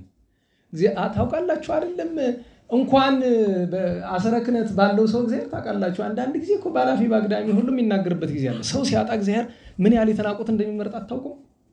ከጳጳስ ከቄስ ከሰባኪ ከምን ሲያጣ ታውቃላችሁ? በተራ በተናቁ ሰዎች አድሮ እንደዛ ያደርጋል። እግዚአብሔር አገልጋዮቹን ሲጸየፋቸው በግብራቸው እነሱን ሳይሆን ግብራችንን ሲጸየፍ እኮ በማይጠበቅ ነገር ነው የሚመጣብን እኮ አይደል? ተውትና 12 ሐዋርያት ሲመርጥ ከ12 ሐዋርያት ሊቅ አለ? ንገሩኝ። ለምንድን ነው ከይሁዳ ከተከበሩት ወገን ትቶ ለምንድን ነው ከገሊላ የመረጣቸው? ዘለፋ ይባላል። ለምን? ከይሁዳ ሀገር ለሱ የሚሆን ሰው አልነበረማ። ለምንድን ነው ይሄንን ያልኳችሁ? ነጻሪ ከማምላኩ ማለት እሱ ነው። እስራኤል የተቀሙ ጸጋቸውን ክብራቸውን ያጡ በዚህ ምክንያት ነው። እስራኤላዊነታቸውን ያጡ ስሙን ብቻ ይዘውት የቀሩ። ዛሬም እስራኤል ሀገሪቱ ማን ነው የምትባለው? ነገሩኝ እንጂ አረ በሞቴ ነገሩኝ። እስራኤል አይደለም ግን የእውነት እስራኤል ናቸው አይደሉም? ዛሬኛ ሁላችን ስማችን ምንድነው? ክርስቲያን አይደለም ነን። መድኃኔዓለም ይማረን። ያዝናለሁ። ለዛ ነው ነጻሪ ከማምላኩ ቀጥሎ ከሃሊ ከማምላኩ ይለዋል። እንደ አምላኩ ቻይ ባለው ለሁለት ያስተረጉማል አይደል? አንደኛ ቻይነት ማለት ችሎታ ላድርግ ያለውን ነገር በእምነት ማድረግ የሚችል። ሁለተኛ ቻይነት ምንድነው? መጥቀሻው የሚታገስ እስራኤል ስል እንዲያ ማለታችን ነው። አሁን ይሄ እንዳለ ሆኖ የእስራኤልን ታሪክ ለሌላ ጊዜ እናቆየው። አሁን ከያዕቆብ በኋላ እስራኤል ምን አሳለፉ እሱ ስላልሆነ ትኩረታችን ሰዓት ለመጠቀም ወደ ታሪኩ እንመለስ። ጌታችን መጀመሪያ ቅድም እንደተነጋገርነው ቅዱስ እንድርያስ ቅዱስ ጴጥሮስን፣ ቅዱስ ዮሐንስ ቅዱስ ያዕቆብን ጠሩ። ቅዱስ ፊልጶስ ናትናኤልን ሲጠራው ገና ወጣኒ ነውና አልተረዳምና ረከብናው ለኢየሱስ ወልደ ዮሴፍ ብሎ አለ። ቅድም ሳነበው ሰምታችሁኛል። ዘይብልወን ጨምሬ ነው። ዘይብልወ አይሁድ በስህተት በድንቁርና ባለማመን የዮሴፍ ልጅ ነው የሚሉትን ሙሴ በኦሪት ነቢያት በትንቢታቸው የተናገሩለትን የናዝሬቱን ኢየሱስ አገኘ ነው አለ። ቅዱስ ናትናኤል ኢየሱስ ፊት አይቶ ማያዳላ ነውና ጌታችንም እንደመሰከረን ምንድነው ያለው? እንዴት ከናዝሬት መልካም ሰው ሊወጣ ይችላል? እንዴት ዋላችሁ? አሁን ልብ በሉ። እሱ ከገሊላ ወገን ነው። ከገሊላም ደግሞ የከፋ ማን የሚባል ሀገር አለ? ናዝሬት የሚባል የሽፍታ ሀገር እየተባለ ማለት ነው። ዛሬ እንደዛ የሚባል ሀገር አለ? ዘረኛ ነው የሰው ነው ማለት ከጎንደራው በሰፈር ይታወቅ ነበር። አሁን ተሻሽሏል። ጎንደር ውስጥ የሌባ መንደር የሚባሉ ነበሩ አይደል? የማጅራት መች መንደር አሁን ተሻሽሏል። እንዴት ይመስላችኋል የተሻሻለ? ሁሉም የሌባ መንደር ስለሆነ ሁሉም የሽፍታ ስፍራ ስለሆነ አሁን ተሻሽሏል። ማተካከል እኮ ነው። እኩል ሆነ አይደል? ሁሉ አረ እንዳለው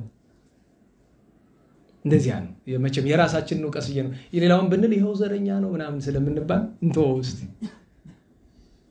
እንጂ ይታወቃል እኮ ቀድሞ እንደንትን ይላል በትርጓሜ እኮ እንደንትን ስፍራ ብሎ የሽፍቶችን ሀገር ይናገራል። በትርጓሜ ሁሉ አለና ናዝሬት የሽፍታ ያስቸጋሪ ሰዎች ሀገር ስለነበረች ነው። ጌታ ወደ ደካሞች ወደ ተገፉት ወደ ቆሸሹት መሄድ ልማድ ነው። በስደቱ እንኳን ከዓለም ሁሉ መርጦ የወረደባት ግብጽ በዓለም ላይ አንደኛ አምልኮ ጣዖት የጸናባት ስፍራ ናት። እና ቅዱስ ናትናኤል እንደዚያ ብሎ አለ። ፊልጶስ ለማስረዳት አይችልም። ለምን እንደሆነ ታውቃላችሁ? ከሐዋርያት መካከል አንደኛው ምሁረ ኦሪት ናትናኤል ነው። ያን ጊዜ ናትናኤል አይደለም ስሙ፣ ስምዖን ነው ስሙ። ለመከራከር ቢሞክር አይችለውም። ለምን? ናትናኤል በጣም ከገማልያል እግር በደንብ ኦሪትን የተማረ ነው። ስለዚህ ምንድነው ያለው? ምን አጨቃጨቀኝ ራሱ መርምሮ ደረስበት ብሎ ና አትራይ ና እይ አለው። እሺ ብሎ ሄደ። ጌታችን ካለበት ስፍራ ሲደርሱ ገና ከሩቅ ሲመጣ ወሶበሪዮም ሩቅ ይላል። ይብየ በእንቲአሁ ስለሱ እንዲያለ ነዋዘባ ማን እስራኤላዊ ዛልቦ ጸሎት ስተልቦ። አሁን ጌታችን ሶስት ነገሮችን ነገረ ስለ ናትናኤል፣ ስለ ቅዱስ ናትናኤል። አንደኛ እስራኤላዊ፣ ሁለተኛ ዘበአማን ምን አይነት እስራኤላዊ ተናገሩ እንጂ እውነተኛ እስራኤላዊ፣ ሶስተኛ ዛልቦ ጸሎት ስተልቦ በልቦናው ምን የሌለው ለእናንተ የሚገባችሁ ተንኮል የሌለው ሽንገላ። መሸንገል ምንድነው? በዚህ ዘመን ሽንገላ ወደ ምሕረታችን ሞልቶት የለ። ለምሳሌ እሳቸውን ልጋበዝ ብል ይሄው ዘወትር ምህላ ከኛ ጋር የማይለዩት ስርዓተ ማኅሌት የሚያካሂዱልን የሌለ ነገር ሁሉ ተፈጥሮ በነገራቸው ላይ የሌለ ነገር ሙያው እንደተለየ ክብር መገለጫ። ለምሳሌ አሁን ይሄው ወንድማችን ቻላቸው ስንክሳር ሲያነብ ጎበዙ። የሚገርማችሁ እኮ ደግሞ ይበይዳል ብረት አይምሮ ያልተበየደው ሁሉ ብረት በያችሁ እኮ ነው የሚለው። ቢያጣ ማለት ነው የሚቀባጥር ሰው እና ግራ ነው የሚገባኝ። ሰው ለዚህ ተብሎ ማዕረግ ሲያጣ እየሄደ ቤተ ክህነት እየተሻማ መጋቤ እንትን ሊቀንትን ዘረፍ አይደለም ችግር እኮ ነው። ለምን እንደዛ ካልሆን ካሁን ማህበረሰቡ ደግሞ አያዳምጥ። አሁን በቀደም አንድ መምህር መጡና እባክህ መጽሐፌን አስተዋውቅልኝ ይሄው ጽፌ ለብዙ ሰው አልደረሰም አሉ። የሊቅነታቸውን ደረጃ አስቡት። በሊቅነት ከኔ ሽጥፍ ናቸው እሳቸው፣ ግን እኔ እንዳስተዋውቅላቸው ፈለጉ። ለምን ቢባል ስሙ ይታወቃል በሚል ማለት ነው። እኔን ኢምንት እውቅና ስታችሁ ደግሞ በጣም የሚታወቁ ሰዎችን አስቧቸው። ሰዎች በዝና ከፍ እያሉ በሄዱ መጠን ታውቃላችሁ እየሞቱ ነው የሚሄዱ በእግዚአብሔር ፊት እየወደቁ እየተዋረዱ። ችግር ነው። ሽንገላም ለማን ይጠቅማል ወገኖቼ? ምን ወዳቸው ምን ናከብራቸው አቤት ውሸቱ። ለምን ይወደድካቸው ደግሞ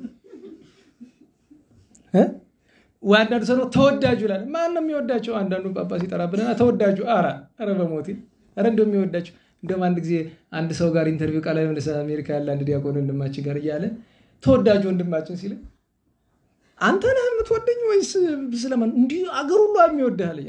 እኔ የሚጠላኝ ነው ማቅም ይወደኛል አላውቅም። እንዴት ያለ ነገር ነው! ሽንገላ ምን ያደርጋል? ሁለት አማራጭ ነው ያለ አይደል? ወይ ሐቋን ወይ ንገሩኝ። ሲሌንሲዮ ይላል ስፔናል። ጸጥ በል ነው በቃ አለቀ። ዝም ደግሞ ያው እንደ እንግሊዝኛው ጥራዝነት ተቀደሙ ይወልህ ስፓኒሽ ደግሞ እያመጣው አሁን የኔ ሰማን የልጅ ስፔንኛው ቃል ለመባልም ይመስላል። ዛሬ ማለት ከስፓኒሽ 4 ነው 5 ቃላቶች አረማቅ እሱ አንተ ይዝናቅን መቼም መኩሪያ አይደለ? ከግዝም እኮ ጠቀስ ያደርጋል አንዳንድ ሰው። እናቶቻችን አበስኩ ገበርኩ ይለልን ግዝ እኮ ነው። ምን ማለት ነው ብትላቸው አልቦ እውነቱን በነገራችሁ ላይ ሐቁም ብትነግሯቸው ድጋሚ አይሉትም። አበስኩ ገበርኩ እኮ አበስኩ ገበርኩ ወገበርኩ ኃጢአት ነው። ይሄ እኮ ከካህን ፊት ሄዶ ንስሐ ሲገባ የመጀመሪያው ቃል እሱ ነው። አባቴ በደልኩ ኃጢአትም ሰራሁ ብሎ እኮ ከካህን ፊት መንበርከክ ያውቃል እኮ ነው። ዝም ብሎ ሲደነግጡ አበስኩ ገበርኩ ነው እንደዚህ ነው የኛም። እና ሰው ሁለት አማራጭ ነው ያለው። ወይ ሐቋን ትናገራለህ ካልሆነ ዝም ነው በቃ አለቀ። ጌታችን በዚያው በቅዱስ ዮሐንስ ወንጌል ምዕራፍ 7 መጀመሪያ ላይ ምንድነው ያላቸው? እናንተን ዓለም አይጠል ወደ በዓል እንውጣ አሉት። እኔ አልወጣም አሁን አላቸው። ለምን ሲሉ እናንተን ዓለም አይጠላችሁም። ወሊተሰ ይጸልአኒ ዓለም እኔን ግን ዓለም ይጠላኛል። ለምን? እስመ አነ ስም ላይ ሊሆሙ ምስክር ስለሆንኩባቸው ወእዛለፈሙ በከመ እክለ ምግባሮሙ ክፉ ስራቸውን ስለምነግራቸው ይጠሉኛል። ኋላ መጨረሻ ምን አለ ሲሰናበታቸው? በኦሪታቸው እንዲህ ተብሎ ተጽፏል። ጸሎኒ በከንቱ ጠሉኝ። ሰው ሐቁን ሲነግር ከጠላው በከንቱ ጠላው። ስለዚህ ጌታችን 3 ነገር፣ አንደኛ ክዳት የሌለበት ሐቅ የሚናገር በቃ አለቀ። ለጌታ እንኳን ምክንያቱም እንዲህ ሲያመሰግነው እንኳን ካመሰገነኝ ማላለ ምንድነው ያለ? በአይቴ ተአምረኒ ወዴት ታውቀኛለህ? ስለኔ እንዲህ ያሉ መልካም ነገሮች የምትነግረው ወዴት ታውቀኛለህ አለ። አሁን እስራኤል የሚለውና ዘባማን የሚለው አጠቃላይ እናደርጋለን። እችን እንቅድመ ይጸውከ ፊልጶስ ሪኮ በታይተ ጸበለስ አለ። ፊልጶስ ሳይጠራ ከበለስ ስር አየሁ ብሎ አባቶቻችን ይህንን ሲነግረው ቅዱስ ናትናኤል ከዚህ በኋላ መገዳደር ምን ያደርጋል? ምን አለ? በአማን አንተ ውእቱ ወልደ እግዚአብሔር ወንጉሰ እስራኤል፣ አንተ የእግዚአብሔር የባህሪ ልጁ አንተ ነህ፣ የእስራኤል ንጉሳቸው፣ የእስራኤል ዘሥጋ የእስራኤል ዘነፍስ ንጉስ ማለት ፈጥሮ የሚገዛ አንተ ነህ ብሎ ለትእዛዘ ሕጉ ወጽድቁ ናትናኤል ገረረ ያለው ደረሰ፣ ተፈጸመ። ግን ታይተ ጸበለስ ምንድነው? ርኢኩ ከማለቱ ጌታ ስንኳ እሱ ፈጣሪ ቅዱሳን ሲበቁ ሁሰት ማዕረግ ሲደርሱ ከየትም ስፍራ የሚደረገው ነው ያለው። ታይተ ጸበለስ ያለው እዚህ በፊት ትርጉም ተምራችኋል አይደለም? ናትናኤልን ከዚህ ለማድረስ እግዚአብሔር ምን ያህል ሲጠብቀው እንደቆየ ራሱ ጌታችን መንገሩ ነው። የመጀመሪያው የበለስ ታሪክ ታውቃላችሁ አይደለም? ሄሮድስ ሕፃናትን በሚፈጃቸው ጊዜ ናትናኤል፣ በነገራችን ላይ የናትናኤልና የጌታችን እድሜ በስጋዊው ማለት ነው ተቀራራቢ ነው። በ30ዎቹ ውስጥ ነው የነበረ እሱም የዛን ጊዜ ሕፃናት ሲፈጁ እሷ ዘግይታ ነበር ስለመውሰድ ማለት ነው። ልክ ዜናውን ስትሰማ ከዛ የተሰበሰቡት ብቻ አይደለም የታረዱት፣ እየዞራችሁ ሕፃናትን በሙሉ በገሊላ ፍጁልኝ ብሎ ነበር። ስለዚህ የቤት እንዳትደብቀው ወታደር መጥቶ ይገለዋል። ስለዚህ ያላት አማራጭ ያቺ በለስ ነበረችና እዚያች በለስ ላይ በቅርጫ አድርጋ አንጠልጥላ እግዚአብሔር አትሙት ሲለው አያለቅስም፣ ምክንያቱም ድምፁ ሰምተው እንዳይገሉት። ስለዚህ ጧት ሳይነጋ ታጠባዋለች፣ ማታ ሲመሻ ወረዳ ደግሞ ስታጠባው ታድራለች። ያን ጊዜ የጠበቅኩ እኔ ነኝ ሲለው ነው።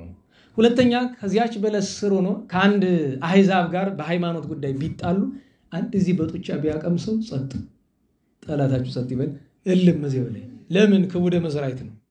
ምን ትላለህ? ዛሬ ጠቅላላ ስስ ነው አይደል? ልጅሽ እንደኔ ማማሰያ የሚመስል የሀብታም ማማሰያ አይደለም፣ የድሃው ማማሰያ ማለት ነው። የሚማሰል ብዙ ነገር የሌለው የሀብታሙ ማማሰያማ ፍልጥ አይደለም እንደሚ ይሄ መገፈጅ ምንድን ነው? በእኛ ቤተክርስቲያን ምንድን ነው የሚባል? በገ ፈጅ። አንድ በግ ሙሉን ይዞ የሚያሰራ ምን ይባላል? በገ ፈጅ። በጣም ትልቁ ደግሞ ምን ይባላል? ላመ ፈጅ ይባላል። አንድ ሙሉ በሬ የሚያሰራ ማለት ነው። ያንን ገሎት በሕግ እንዳይጠየቅ በለሷ ስር ነው የቀበረው። ሁለት አይቻለሁ ነው፣ አይቻለሁ ምሬ ነው እንጂ አይቻለሁ። ሶስተኛ እዚያ በለስ ስር ተቀምጦ ምሁረ ኦሪት ነውና ጌታዬ ፈጣሪ ሆይ አድናቸዋለሁ ብለህ በነቢያት አንደበት የተናገርከው ቀረነ እያለ ያዝን ነበርና። አራተኛ በለስ ዘይቤ ተርጉሙ ሙንቱ እስራኤል በበለስ ስር አይቻለሁ ማለት እስራኤላዊነትን አውቅልሃለሁ ሲለው ነው። ባጭር ነው ሀተታለሁ። ሌላ አምስተኛ ትርጉም በለስ ጌታችን ሄዶ ፍሬ ቢያጣባት ምን አላት? ረገማት። በለስ የማን ምሳሌ ናት? ቅድም የእስራኤል ብለናል አሁን እንጂ የኃጢአት ምሳሌ ነው። በኃጢአት ሆነህ አውቃለሁ ሲለው ነው። መጨረሻውን ግን ለበጎን ተረጉመዋለን። አዳምና ሔዋን በበደሉ ጊዜ ሀፍረታቸውን በምንድን ነው የሸፈኑ? አዎ ናትናኤል የእግዝእትነ ማርያም ዘመድ ነው። በማን? በዮካን ወይም በዮአኪን ወገን፣ በዶኪማስ ወገን እመቤታችንን ጌታችን መድኃኒታችን ኢየሱስ ክርስቶስን ከተከተሉ ቅዱሳን መካከል በጊዜው ለእመቤታችን አማላጅነት ምክንያት የሆነ እሱ ነው። በኋላም ቅዱስ ናትናኤል እመቤታችንን በጣም ያከብራት ነበረ። መልካስል የናትናኤልን የሚጠቅሰውን አንቀጽ የሚያስታውሰዋል። መልካስል 12 ነው አራት ይጠቅስ የለም ለስልኪ ወለስለ ወልድኪ በመትሎ ሰላም ለስልኪ አይደል እንተ ነገደ ወሆረ መንገላ ቃሪዮስ አላር ሀበዝ ወልድኪ ፈጣሪ ናትናኤል ዘይትክክሎ ከማያበኒ ጽድቆ ወይ ጸግወኒ በእኛ ቤት ደግሞ ወይ ክፍለኒ ይባላል። ሳይሎ ድንግል በእንቲ አየ አብዘይተን ብሏል። መልካስል እዚህ በፊት የዛሬ 6 ዓመት 7 ዓመት ተርጉመን ነበር። እና በለስ ያለ በበለስ ስር ማለቱ በእመቤታችን ረድኤት ጥላ በመድኃኒትነቷ በቤዛነቷ በረድኤቷ ጥላ ስር አይቻለሁ ብሏል። ምነዋ እመቤታችን ድንግል ማርያም በዚያ ወራት ለሱ ምን ጥላ ሆናለች ቢሉ ጌታችንን ወልዳ ለናትናኤል ብቻ አይደለም ናትናኤልን ለመሰሉ ሁሉ በአማን በእውነት ረድኤት ጥላ የሆነች እሷ ናትና። አሁን ማጠቃለያችን አጭሩን እናምጣ። እሱ ምንድነው? ዘበአማን እስራኤላዊ እውነተኛው እስራኤላዊ ይኸውላችሁ እውነተኛው እስራኤላዊ አለ። ለምንድነው ጌታ እስራኤላዊ ብለን የእስራኤልን ትርጉም ተናገረን? ነገር ግን እውነተኛ የሚለው ለምን አስፈለገ ቢባል እንደ ዛሬ ዘመን ከፍቶ ቀድሞ ቄስ ሲባል ዲያቆን ሲባል ሰባኪ ሲባል ክርስቲያን ሲባል የምን መገለጫ ነው? የመልካምነት ስም ነው አይደል? ዛሬ ግን መለየት አስፈልገው አይደል? መልካሙ ቄስ መጣ እንላለን አይደል? ተጨነቅን እኮ ካህን ነው ዲያቆኑ ነው ሰባኪ ሆነን ክርስቲያን ነው ሌላውን ነገር ጥቅል ስማችን ነው። ቀድሞ እገሌ ክርስቲያን ነው ሲባል በነገራችን ላይ ማንም ሰው ደስ ብሎት ነው የሚጠጋ። ትናንት ረፍቱን ያከበረለት አባ ጳኩሚስ ወደ ውትድርና እየሄደ ያለ በድንግልናው እያለ ገና ውትድርና እየሄደ ያለ መንገድ ላይ ወታደሮቹ ራባቸው እና አንድ ሰፈር ገቡ። ሰፈርተኞቹ እግራቸውን አጥበው አብልተው ተንከባክበው አሳደሯቸው። ምንድናቸው እነዚህ ብሎ ጠየቀ። ገና በልጅነቱ ክርስቲያኖች ናቸው አሉት። እና በቀድሞ የሮም ወታደሮች በክደት የነበሩት እንኳን ክርስቲያን አለበት የሚባል መንደር መድረስ ደስ ያሰኛቸዋል። በሀገራችንም ቢሆን ታውቃላችሁ አይደል? የቀድሞቹ እውነተኛዎቹ እስራኤሎቹ የቀድሞቹ አባቶቻችን እናቶቻችን እውነተኛ ክርስቲያኖቹ ለምሳሌ ጎንደር ብትመጡ ጎንደር ውስጥ ጎንደሬ መሆን ማለት ነው ወደህም ተገደህም እንግዳ ታሳድራታለህ። ጎንደር ውስጥ እንግዳ የማይቀበል ነበር። ዛሬ ነው ያርገውና አሜን በሉ እንጂ አሜን። ኧረ በደንብ በሉ አሜን። ዛሬ ነው ያርገውና ድገሙ አሜን። አዎ ዛሬ እንግዳ የሚቀበላል እንጂ አላየሁም። እንግዳ እንደማንቀበል ብዙ ማረጋገጫውን መሰላችሁ። አሁን ባለፈው እኛ መነኩሴ መጡ አይደል? እዚያ ወደ በረሃ ሄዱት።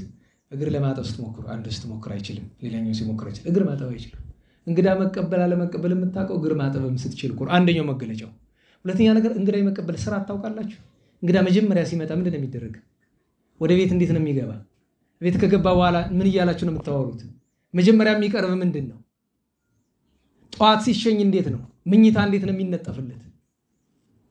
ስርዓት የሚያውቃል። ገጠር የተወለደ ግን ይሄ ሁሉ አይጠፋው። ለምን? እስካሁን ድረስ ይሄ ስርዓት ያልጠፋ የት ነው? ገጠር ወንጌል አይሰበክም አይደለም? ህይወታቸው ግን አሁንም ወንጌል ሆኖ አለ። ብዙ የጎደለ ነገር ቢኖርም እንኳን። ስለዚህ እስራኤላዊነት የእግዚአብሔር ሕዝብ መሆን ከሆነ እኛ እስራኤል ዘነፍስ ከሆነን እስካሁን የተናገርነው ነገር በሙሉ ዘለፋው ለኛ ይሆናል ማለት ነው። እውነተኛ የሚለውን ቃል ጌታ የተጠቀመበት ምክንያት ሐሰተኛ እስራኤላውያን ስላሉ የውሸት ስማቸው ሌላ ግብራቸው ሌላ ልክ በሊጦን ላይ አይደል ስምከ ሕያው ዘይመውት ቢጨንቃቸው ሊቃውንት ምን ይላሉ? የዚህ ዘመን አንዳንድ ሰውዬው ስምከ ሕያው ወግብርከ ምውት ይሉታል። አንዳንዱ አይደል እንደዚያ እኮ በማለት ተደርሷል አይደል? ጌታ ስምከ ሕያው ዘይመውት ቅዱሳንም እንደዚያ የሚባሉ አሉ አይደል?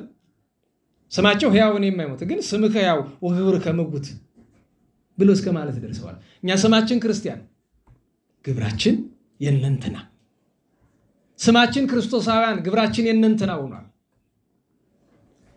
ስለዚህ ትናንት ማታ ከአገልጋዮች ጋር የተጨዋወትን የሀገሩን የቤተክርስቲያን ወቅታዊ መከራ ተጨዋወትንና እንዲሁ እኛ ማያሳስበን ማያሳዝነን ይመስልሃል አሉኝ። አስባችሁ አዝናችሁ ምን አደረጋችሁ? ምን ማድረግ እንችላለን? ቢያንስ አሃዌነ ምን ተነግበር ብላችሁ አትጠይቁም? መልሱ ምን ይሆናል? ቢያንስ በሞቴ እንዲሁ በደብረ ደረጃ ስብሰባ ተደርጎ ስራ ሀገር ምህላን ያዝ የሚባል ሰምተው ያውቃሉ? እዚህ ደብረ ተቀጠው ሰምተው ያውቃሉ? ሊቀ ዲያቆኑ እስቲ ሐሳቡን ያንሱትና ምን አይነት ሪአክሽን እንደሚገኝ ያውቁታል አይደል? መልሱ ምን እንደሆነ ስለ ሀገር እጨነቃለሁ ይለኛል። ኧረ በሞቴ ግድ የለም። ስለዚህ ባጭሩ ንስሐ እንግባ፣ ባጭሩ ጸሎት እናድርግ፣ ፈጣሪያችን እንለምነው። ስንለምነው ከራሳችን እንጀምር፣ ይቅርታውን እንለምን ዘወትር በነጋ በጠባ። ሁለተኛ ነገር ስላለንበት ደብር እንለምን። አቤቱ ጌታ ሆይ የዚህን ቅዱስ ስፍራ መከራ አታሳይ። በነገራችሁ ላይ ማናቸው አንድ ሰው አለው እዚያው ምዕመን ናቸው። አንድ ልማድ አላቸው። በየደብሩ ሲሄዱ ለምሳሌ እዚህ ከመጡ ጌታዬ ሆይ እባክህ ደብረ መድኃኒትን ጠብቃት።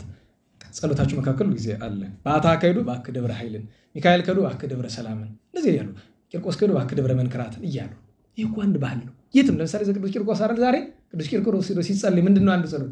ጌታዬ ይህን ቅዱስ ብርሃን እስከ ዳግም ምጽአት ድረስ ጠብቅልን እባክህ፣ ከጥፋት አድንልን ተብሎ መጀመሪያ ለራስ ቀጥሎ ለከተማችን የአባቶቻችን ከተማ ጎንደርን ኢትዮጵያን ለዓለም ሁሉ ቸርነትህን እባክህ ብሎ መለመን ንስሐ ከመግባት ጋር እና እንዲያ ነው። እግዚአብሔር አምላካችን የቅዱስ ናትናኤልን በረከት ያሳደረብን። አሁን የቅዱስ ናትናኤልን እዚህ ላይ ነው የምንገታው። ሐምሌ ላይ ሌላ ገድሉን ወይ እንናገር ይሆናል።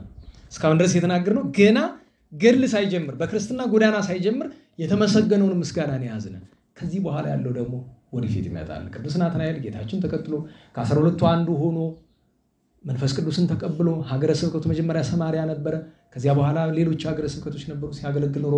አንዳንዶቹ ሐምሌ 10 ያለውና ይሄ የተለያዩ ይመስሏቸዋል። ደጋግመን ተናግረናል። ገድለ ሐዋርያትን ተመልከቱ፣ መልክአ ሐዋርያትን ተመልከቱ። መጽሐፈ ስንክሳር ራሱ ምስክር ነው። ሌሎቹንም መጽሐፍት ብትመለከቱ ቀሌዮጳ የሚባል ሌላ አረጋዊ ነበር። ደጋግሜ ነግሬያቸዋለሁ። የሐምሌውና የግንቦቱ ግን አንድ ሰው ነው። ማክበር ከፈለግን በሐምሌው ላይ ወይ በዛሬው ቀሌዮጳን ስምዖን ቀሌዮጳ የሚባል ነበርና እሱን አብረን ማክበር እንችላለን። አብሮ ለማክበር ከሰባ አርድእት ያለው እኛ ግን በሁለቱም ቀን የምናከብረው ሐዋርያው ከ12ቱ አንዱ የሆነውን ቅዱስ ናትናኤልን ቀናተኛው ስምዖንን ነው። ምን ይላሉ? አይ ኢየሩሳሌም ላይ ሾሙት ይላል እኮ ይላል። እና ናትናኤልን ይሾሙት። ምክንያቱም አባ ጊዮርጊስ ምን አለ? 12ቱን ሐዋርያት እየዘረዘረ ሜታችን ሲያመሰግናት ወሲመተ ጵጵስናሁ ለናትናኤል ሐዋርያ ብሎ አለ።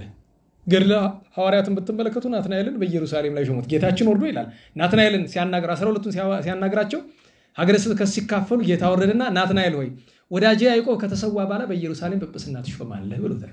ያው ገድለ ሐዋርያት ላይ ያለላችሁ እና እግዚአብሔር የቅዱስ ናትናኤልን በረከት ያሳደረብን። ዲያቆን ባህታዊ ቅዱስ ሚናስ ባህረ በጥላከያ ቀርጢኖስና ሚስቱ በ19 የምናከብረው የታላቁ የስድሮስ ማህበርተኞች ናቸው። 400 የደንደራ ሰማዕታት በ311 እንደዛ ዓመተ ምህረት አካባቢ በእኛ ከሆነ 305 ዓመተ ምህረት አካባቢ ሰማዕትነት የተቀበሉ ናቸው። ሌሎችም ቅዱሳን ነበሩ። ወደኋላ ስም ብቻ ነው የምጠራ ሰዓት ለነገሩ የተወሰነ ደቂቃ አለ፣ ግን ስም መጥሪያ ላድርገው። ዛሬ ስንት ቀን ነው? 15። በስንት ነው የተገናኘነ? በስምንት ተገናኝተን ተነጋግረናል። ተነጋግረን ነበር መሰለኝ። የእርገትን ነገር አንስተን አይደል? ስለዚህ በ9 እናታችን ቅድስት እሌኒ እህቶቻችን አስቡ እስቲ። አንዲት ሴት የቤተክርስቲያንን መከራ ማሳለፍ ቻለች። አንዲት ሴት እናቶች እህቶች አስቡት። አንዲት ሴት እንዴት ብትሉ ቆስጠንጢኖስ የሚባል ለዓለም የበቃ ፍሬ ወልዳ ማለት በስርዓት አሳድጋ ማለት ከዓለም ቆሻሻ ጠብቃ ማለት ነው። ተገቢውን ምድራዊ ሙያ አሲዛ ከቆሻሻ ግን ጠብቃ ማለት ነው። በ10 ግንቦት 10 ሰለስቱ ደቂቅ ሲድራቅ ሚሳቅ አብደናጎ አናንያ አዛርያ ሚሳኤል አይደል ለሥርዓተ መነኮሳት አንድ መሰረት እነሱ ናቸው አይደል እንዴት ዋላችሁ መነኮሳት በራሳቸው ላይ የሚያደርጉትን ነገር ለመጀመሪያው ጊዜ መልበስ ይጀምሩ ያሳዩ ሥርዓቱን ማን ናቸው ቆብአ ሰለስቱ ደቂቅ የሚባለው እሱ ነው አይደል ቆብ አድርገው በድንግልና በንጽህና ጥሬ በመብላት ብቻ አብርሃም ጸራቢ ሰማይቱ በሚካኤል ገዳማዊ ዮሐንስ በትርያርክ ሌሎችም ቅዱሳን አባ ይስሐቅ ገዳማዊ በ11 ማህሌታይ ቅዱስ ያሬድ ታሪክ ለመተረካ ይበቃናም ጊዜው አባ አሲር ሰማይቱ ኢትዮጵያዊው ቅዱስ በፍኑትዮስ እናታችን ቅድስት አውክልያ እናታችን ቅድስት አናሲማ አምናታችን አምና ተርከናል ታሪክ የምትፈልጉ ካላችሁ የተተረከውን እዛ ቴሌግራም ላይ አስቀምጠውታል ልጆች ቅድስት አናሲማ ቅድስት አውክልያ ቅድስት ኤፎሚያ አቡነ ሐራ ግንቦት 11 ቀን አትክልት ተክለው አንዲቷን ፍሬ ራት የሚገቡና ቀሪው ለነዳያን ይሰጡ ነበር ግን ውሃ የሚያመጡበት ጨሩቅ በረሃ ነው እና ጌታዬ እባክህ ብለው ጸሎት አድርገው ጸበል ያፈለቁበት ነው ዛሬ ድረስ ያቺ ቦታ ቃል ኪዳን ስለሰጣቸው ዛሬ ድረስ አቡነ ሐራ ሄዶ መቼም አይፈወስ የለም አይደል እና ያ የተደረገበት የታምራት የቃል ኪዳን ዕለታቸው ስለሆነ ግንቦት 11 የሚከበር እንጂ ረፍታቸው ጥር 11 ነው በ12 ተነገናኝተናል ቅዱስ ዮሐንስ አፈወርቅ ቅዱስ ተክለ ሃይማኖት ቅዱስ እናታችን ክርስቶስ ሰምራ ቅዱስ ያሬድ ወልደ መላልኤል አቡነ አብርሃም አቡነ ሕዝቅያስ ቅዱስ ቄርሎስ መንፈሳዊ ቅዱስ መስቀል ሌሎችም ቅዱሳን ዓመታዊ በዓላቸው ነበር በ13 በቀደም ጉባኤ ላይ በሰፊው እግዚአብሔር ፈቅዶልን ታላቁ አርሳኒዮስን ተነጋግረናል ታላቁ አርሳኒና የደብረ ሊባኖስ 2000 በላይ የሚሆኑ ቅዱሳን መነኮሳትና ምዕመናን ፋሺስት ኢጣሊያ ያረዳቸው ዓመታዊ በዓላቸው ነበር ትናንት በ14 ስም አጠራሩ የከበረ ምንኩስና ያማረ የመጀመሪያው አበምኔት በቤተክርስቲያን ታሪክ የመጀመሪያው አበምኔት የመጀመሪያው ሥርዓተ መነኮሳትን ጠርዞ አዘጋጅቶ ለቤተክርስቲያን ያቀረበ ወይም የመጀመሪያው ርዕሰ ማህበር ይባላል ታላቁ አባ ጳኩሚስ በመነኮሳት አረከ ትውልድ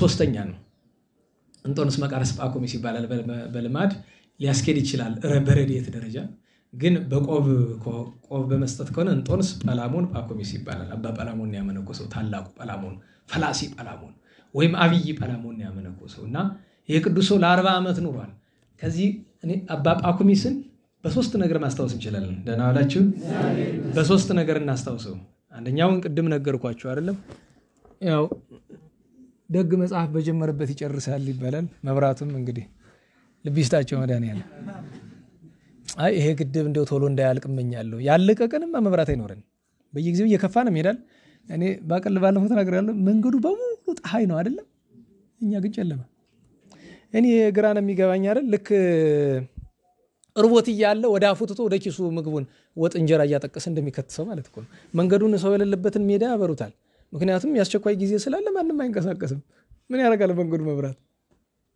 አይ ማጅራት መች ለሽፍታው ምናምን ነው ከወጣማ እንግዲህ ለዚህ አስቦበት መሆን አለበት መቼም አይጣል ነው ሌሊት መሄድ ምን ያልቅፉ እንደሆነ ተወሰነው በፊት አይቻለሁ ሰው ታሞብና ከባድ ነው በእውነት መብራቱ ላይ ያስፈልግ ይችላል ግን ውስጥ ይቀድማል ነው አረ ምን አገባኝ ቢያጠፉት ቢያለሙት እግዚአብሔር ፈቀደ የሰጠን ጉሮሮ ይበቃናል እግዚአብሔር ይመስገን ጉሮሮ ስለሰጠን እግዚአብሔር ይመስገን እንዴት ዋላችሁ ታላቁ ቅዱስ ጳኩሚስም በዚህ እናስታውሰው አንደኛ ቅዱስ አትናቴዎስ አንድ ቀን ሊጠይቀው መጣ ቅዱስ አትናቴዎስ በተሾመ በ7 ዓመት እንደዛ አካባቢ ሊጠይቀው መጣ አባ ጳኩሚስን በልቡ ምን አስቧል ይሄን የመሰለ ቅዱስ ሰው ቄስ አረጋዋለሁ ብሎ አባ ጳኩሚስ ደግሞ ፍጹም አይደለ ይሄን አውቋል ገና አትናቴዎስ ከሩቅ ሲመጣ ሲያው በሉ ይሄው አባታችን አትናቴዎስ እየመጣ ነው እኔ ልሽሽ ነኝ ለምን አሉት አይ ምን ሊያረግ እንዳሰባክ ያለው ሄደ በኋላ መጥቶ አባታችን ጳኩሚስ ወዴት ሄዳላችሁ አይ መጣ አትናቴዎስ ብሎ ሸሽቷል ለምን ብለን ስንለው እኔ ያውቃለሁ ምን አስቦ እንደመጣለና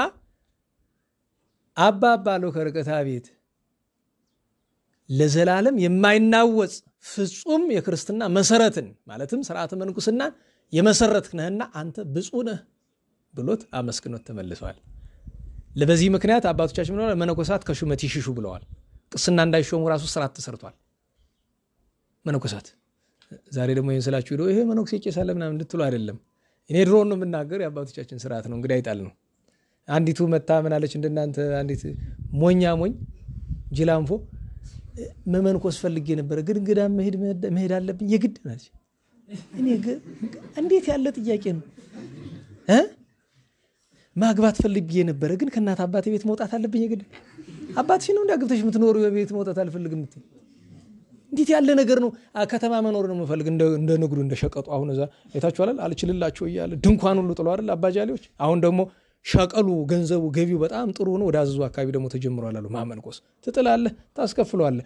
በአንድ በዓል ብቻ ቆብ እየሸጥክ 400-500 ሺህ ብር ገቢ ይገኛል አሉ ስንሰማ። ብዙ ነው አይደል?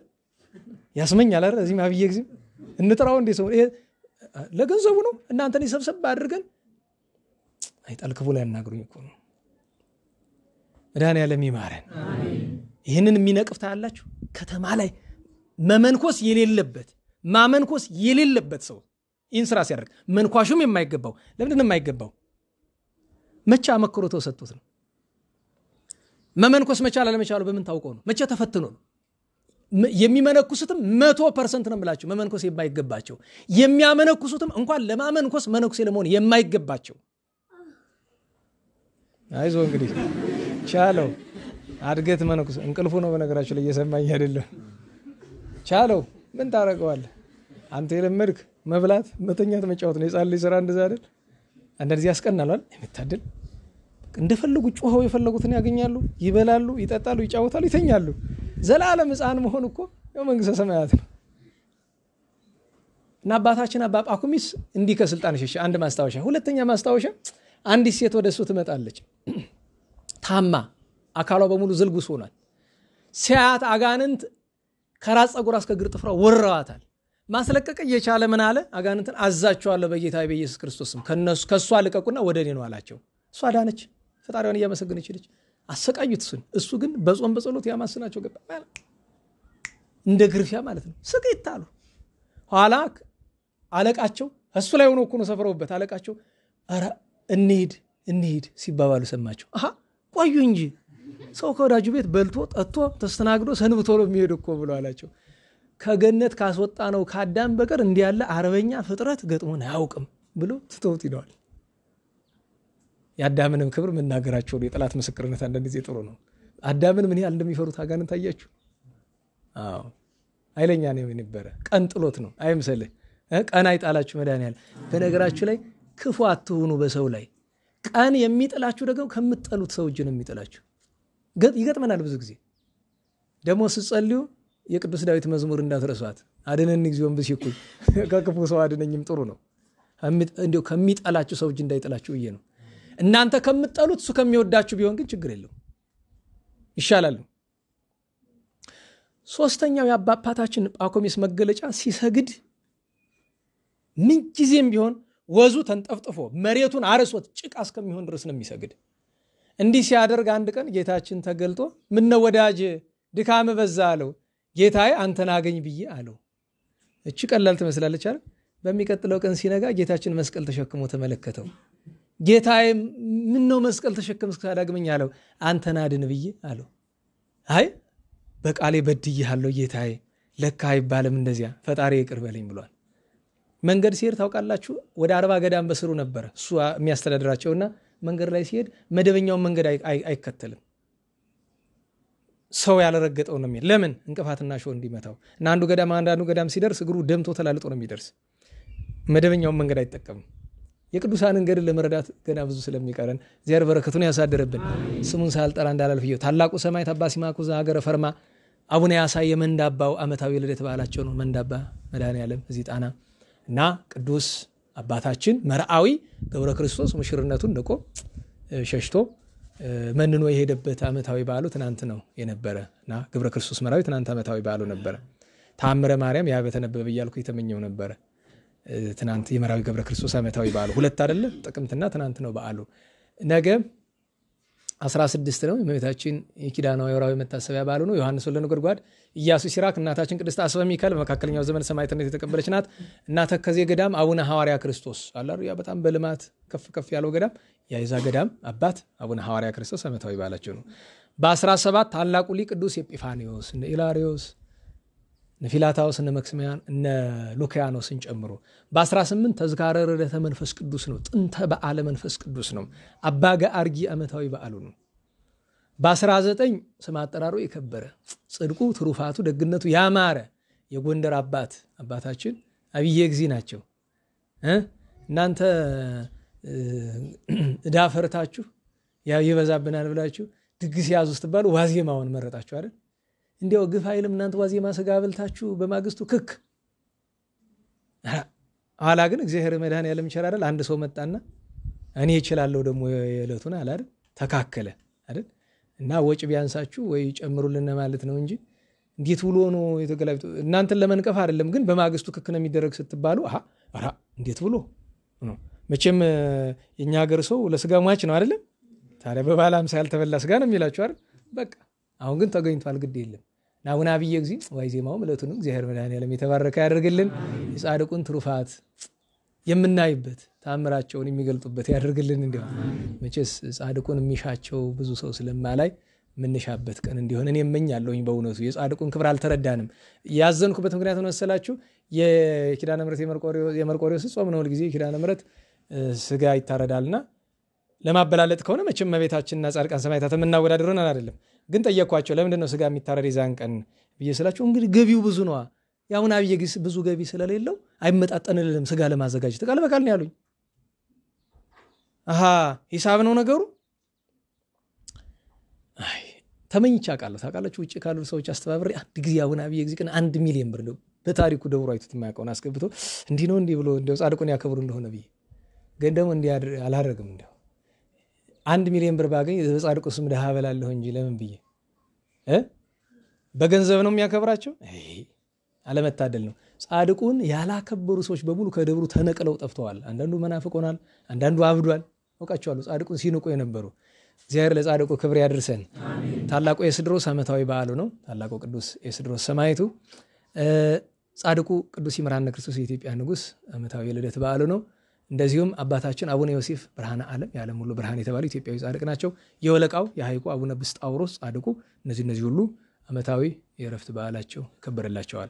በ20 ቅዱስ ካሌብ የኢትዮጵያ ንጉሠ ነገሥት፣ አባ አሞኒዮስ፣ ቅዱስ ሳድጅ እና አባ ዘትረ ወንጌል እና አቡነ እንድርያስ እና ቅድስት ልድያ በመጽሐፍ ቅዱስ ግብረ ሐዋርያት 16 ላይ ያለችው እነዚህ ሁሉ ዓመታዊ በዓላቸው ነው። በ21 እግዝእትነ ማርያም ደብረ ምጥማቅ ነው። ቤተክርስቲያኑ ያለበትን ታውቃላችሁ። አባ መርትያኖስ ታላቁ ዓመታዊ በዓላቸው ነው። አሮን ሶሪያዊ፣ ነቢዩ ቅዱስ አሞጽ ዓመታዊ በዓላቸው ነው። በ22 የእመቤታችን እስከ 25 ድረስ መገለጧ ይቀጥላል ክብረ በዓሉ። ግን ሐዋርያው ቅዱስ እንድራኒቆስ እና አባታችን ያዕቆብ ምስራቃዊ ዓመታዊ በዓላቸው ነው። በቃ እስከ 22 ነው አይደለም? እሺ እግዚአብሔር አምላካችን የቸርነትን ስራ ይስራልን። የቸርነትን ስራ ይስራልን። እንግዲህ እዚህ ድረስ መጣችሁ ሰዱ እንደዚያ አልልም። እኔ ይሆናል ያልኩትን በነገራችሁ ላይ በአጋጣሚ ለ3 እህቶች ነው የተገዛ። ዋናውን ስራ የሰሩት 2 ናቸው። ሶስተኛዋ እህታችን የመጣች መስሎኝ በኋላ ሳጠራ 2 ነው 3 ቀን ነው ብቻ የሰራች አሉኝ። ኦሬዲ ከታዘዘ በኋላ ስለሆነ በኋላ ደግሞ በሌላ ስራ ደግሞ ብዙ ስለምትሳተፍ ለማበረታታት ይሆናል ነው። ዋናው ትልቁ ነገር ይሄ 1000 ከምናምን ብር የሚሸጥ ነጠላ ትልቁ ቁም ነገር ኑሮት አይደለም። ትልቁ ቁም ነገር ባለፈው ነግሬያቸዋለሁ። ሽልማት አይደለም ነገሩ። ምንድነው ያልነው? ምርቃት ነው። የማን ምርቃት? የአገልግሎት ምርቃት ነው። መራቂው ማን ነው? ባለቤቱ ነው።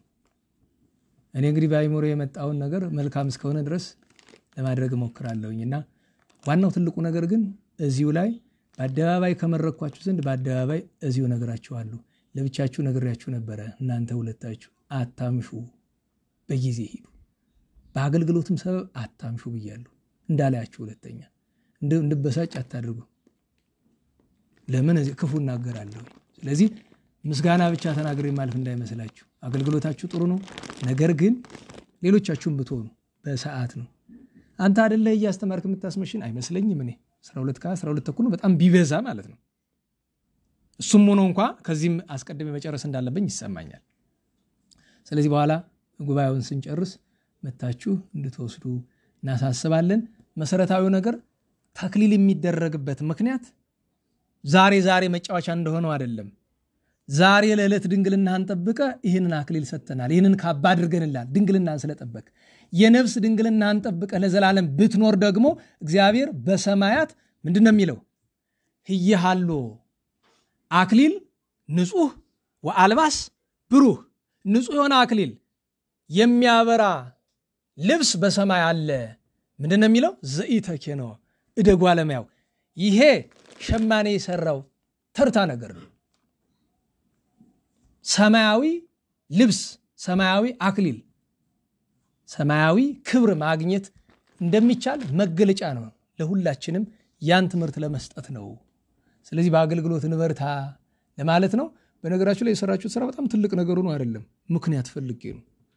ምን አላት የ7 ቀን ስራ ትንሽ ናት። እውነቴን ነው። እዚህ ከፍ ከፍ አድርጌ ደግሞ ነገ ችግር ነው። ማናችሁም ብትሆኑ ምንም የሰራ የለም እዚህ ምንም ገና ስራም አልጀመራችሁም። ታላቁ አርሳኔዎስ ሊያርፍ ሲል ምንድነው ያለ ብዬ በቀደም ነግራችኋለሁ። ምንድነው ያለ? ጌታዬ ሆይ መልካም መስራትን ገና እየጀመርኩ ነውና ይቅር በለኝ ያለ። ለ60 ዓመት መላእክትን መስሎ ነው እና ለ7 ቀን ምንም ነገር ሽልማት የሚገባው ምንም ነገር አልሰራችሁም ሁላችሁም ብትሆኑ። አበዛውት እንዴት ባላችሁ? ወቀሳውን የበለጠ የሚጠቅም ብዬ ነው። ለምን ይሄን የምናገርበት ምክንያት ስለ ሰው በጎ በጎ ስትናገሩ ከናንተ ይልቅ ጠላት ነው የሚሰማ። ለሱ ነው እኮ የሁሉ ወቀሳ። በዛው ለእናንተ ጆሮም ጭምር ነው። ሰውን መውቀስ ጥሩ ነው። ወዳጅህን አባቶቻችን ምን ይላሉ? ውቀሰው፣ በአደባባይ ውቀሰው ይላል። ከጠላት ታድነው ዘንድ ነው። የሥላሴ ቸርነት፣ የእመቤታችን ጣዕመ ፍቅሯ፣ የቅዱሳንን በረከት ቸሩ አምላክ ያሳድርብን። ለምስጋና እንነሳ።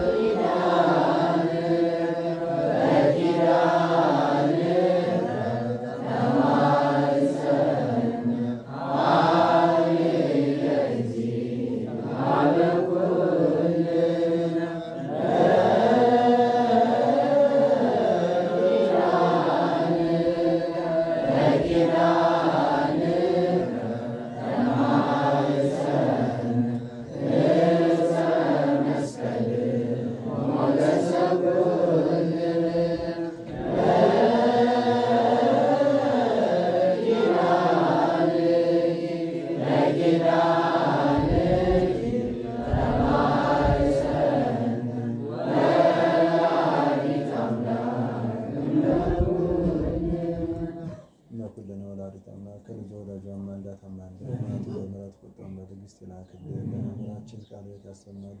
አገልግሎት ዘመናቸውን ይባርክልን፣ ጤናቸውን ይስጥልን። ለወንድሞቻችን ቃለ ሕይወት ያሰማልን። ከሩቅም ከቅርብም መጥተን ቃሉን እንድንሰማ የፈቀደልን ፈጣሪ ማስተዋሉን፣ ጽናቱን፣ ትዕግስቱን አድሎ ፍጻሜያችን ያሳምርልን። ለነፍሰ ገብሩ ጸጋ ሥላሴ ሀገረ ሕይወትን መንግሥተ ሰማያትን ያወርስልን። ቅዱሳን አባቶቻችን ረድኤት በረከት ያሳትፈን። ሰዓተ ማልቱን ባርኮ ሰዓተ ምሸቱን የባረከ ሰዓተ ሌሊቱን ይባርክልን። ሰላም ያሳድረን። አቡነ ዘበሰማያት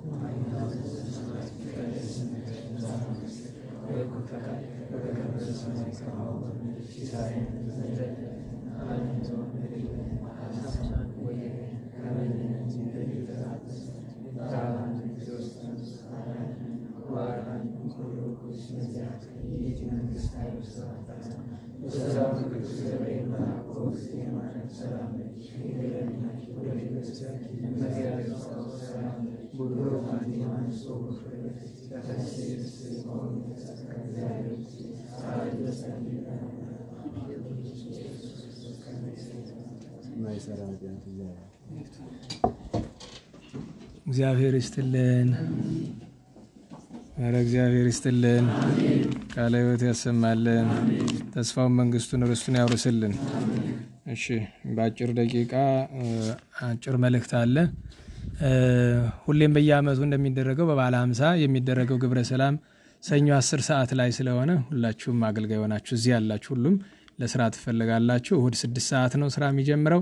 ሰኞ ደግሞ ከጠዋት ጀምሮ፣ እሁድ ከ6 ሰዓት፣ ሰኞ ከጠዋት ጀምሮ ግብረ ሰላም አለ ለሊቃውንቱ የሚዘጋጅ ማለት ነው። ዋይዜማ ለቆሙት ቅድም ስናገር የነበረ እሱን ነው። ስለዚህ እሁድ ከ6 ሰዓት፣ ሰኞ ደግሞ ከጠዋት ጀምሮ በስራው ሁላችሁም እንድትሳተፉ ነው። የግንቦት ልደታው መርሃ ግብር ላይ የተወሰኑ ልጆች ላይ ብቻ ነው ጫናው የነበርና መልእክቱን አጥብቀው ከዚህ በላይ እንግዲህ እስቲ ለእነሱም አሁን እኮ እኔ አንዳንድ ጊዜ ምንድነው የሚባል ትግሬ ሰናይ ስጉምቲ ነው ይላላሉ። ይሄ በጎ ተጽዕኖ ነው የሚባል ይሄ አይደለም። በእንግሊዝኛ ምንድነው የሚባል ፖዚቲቭ ና የሚባል ነገር አለ አይደለም። ሁሉ ጊዜ ከምትቀጣና ከምትቆጣ እስኪ ደግሞ በጎ የሰሩትን በማበረታታት ሞክረው በሚል እኮ እንደዛ ለመሄድ ሞክሬ ነው። እና የዛን ጊዜ ይሄንን የጻፍከው ግን በእውነቱ አንተም አልነበርክም፣ አላገለገልክም። የሚያሳዝነው ነገር ኦ ንጉሥ ፈታይ ከበርስከ ነው። አይሰማውም አይደል? አለቃውን የጻፈው ይሰማል አለ ግን መጥቷል። አዎ አንተ ነህ ዋናው ያልነበርክ ግን አገልግሎት ላይ መቼስ ይታድሩ ምንድነው ይታድሩ ለገጸ ሰብ አይደለም። ለዚያ ነው እና ለሁሉም ግን እውነቱን ነው። ይኸው ለዚያ እኮ ነው እስከዚህ ድረስ የደረሰን። ቅድም ብያችሁ ሁላችሁ ብታገለግሉ ኖሮ እዳው ይቀል ነበረ። የመጨረሻው ሰኞ የጸሎት ሰዓት 9 ሰዓት ይጀምራል። ምክንያቱ ደግሞ ያው የዚህ አገልግሎት ስላለ ለሊቃውንቱ 10 ሰዓት የግድ ዋይዜማ ሲወጡ መመገብ ስላለባቸው ለሱ ሲባል ስለማይመች ቀደም ብሎ 9 ሰዓት ላይ ምህላ ይደረሳልና ታች ያለው ሊነበበኝ አልቻለም። ግብረ ሰላም 10 ሰዓት ስለሆነ በቅንፍ ያለውን እንግዲህ ከተነበቡት የነበቡት እግዚአብሔር መድኃኔዓለም በሰላም አስጀምሮ በሰላም ስላስፈጸመን ቅዱስ ስሙ የተመሰገነ ይሁን። ለእኔ የገባኝ 10 ሰዓት ይጀምራል 9 ሰዓት ያው ነው። በቅንፍ አለች እንጂ የሆነች ነገር ነው። እሺ የሆነ እሱንም አብለናል። ምርቃቱ የጋራችን ነው። ስብሐት ለእግዚአብሔር። እንቅፋት ሳይመታን እሾህ ሳይወጋን ኃጢአት ሳይሰለጥንብን በደልም ሳይገዛን የብርሃን መላእክት በፊት በኋላ በቀኝ በግራ እየጠበቁን ለጊዜ ወደ የቤታችን ለፍጻሜው ተስፋ ወደምናደርጋት መንግሥተ ሰማያት ከተከፈተች ገነት ከተነጠፈች ረፍት ከአባቶቻችን ርስቱላችን በሰላም ያደርሰን በሰላም ያደርሰን። ስብሐት ለእግዚአብሔር ልዑል ወለወላዲቱ ድንግል ወለመስቀሉ ክቡር ዕፀ ሣህል አሜን።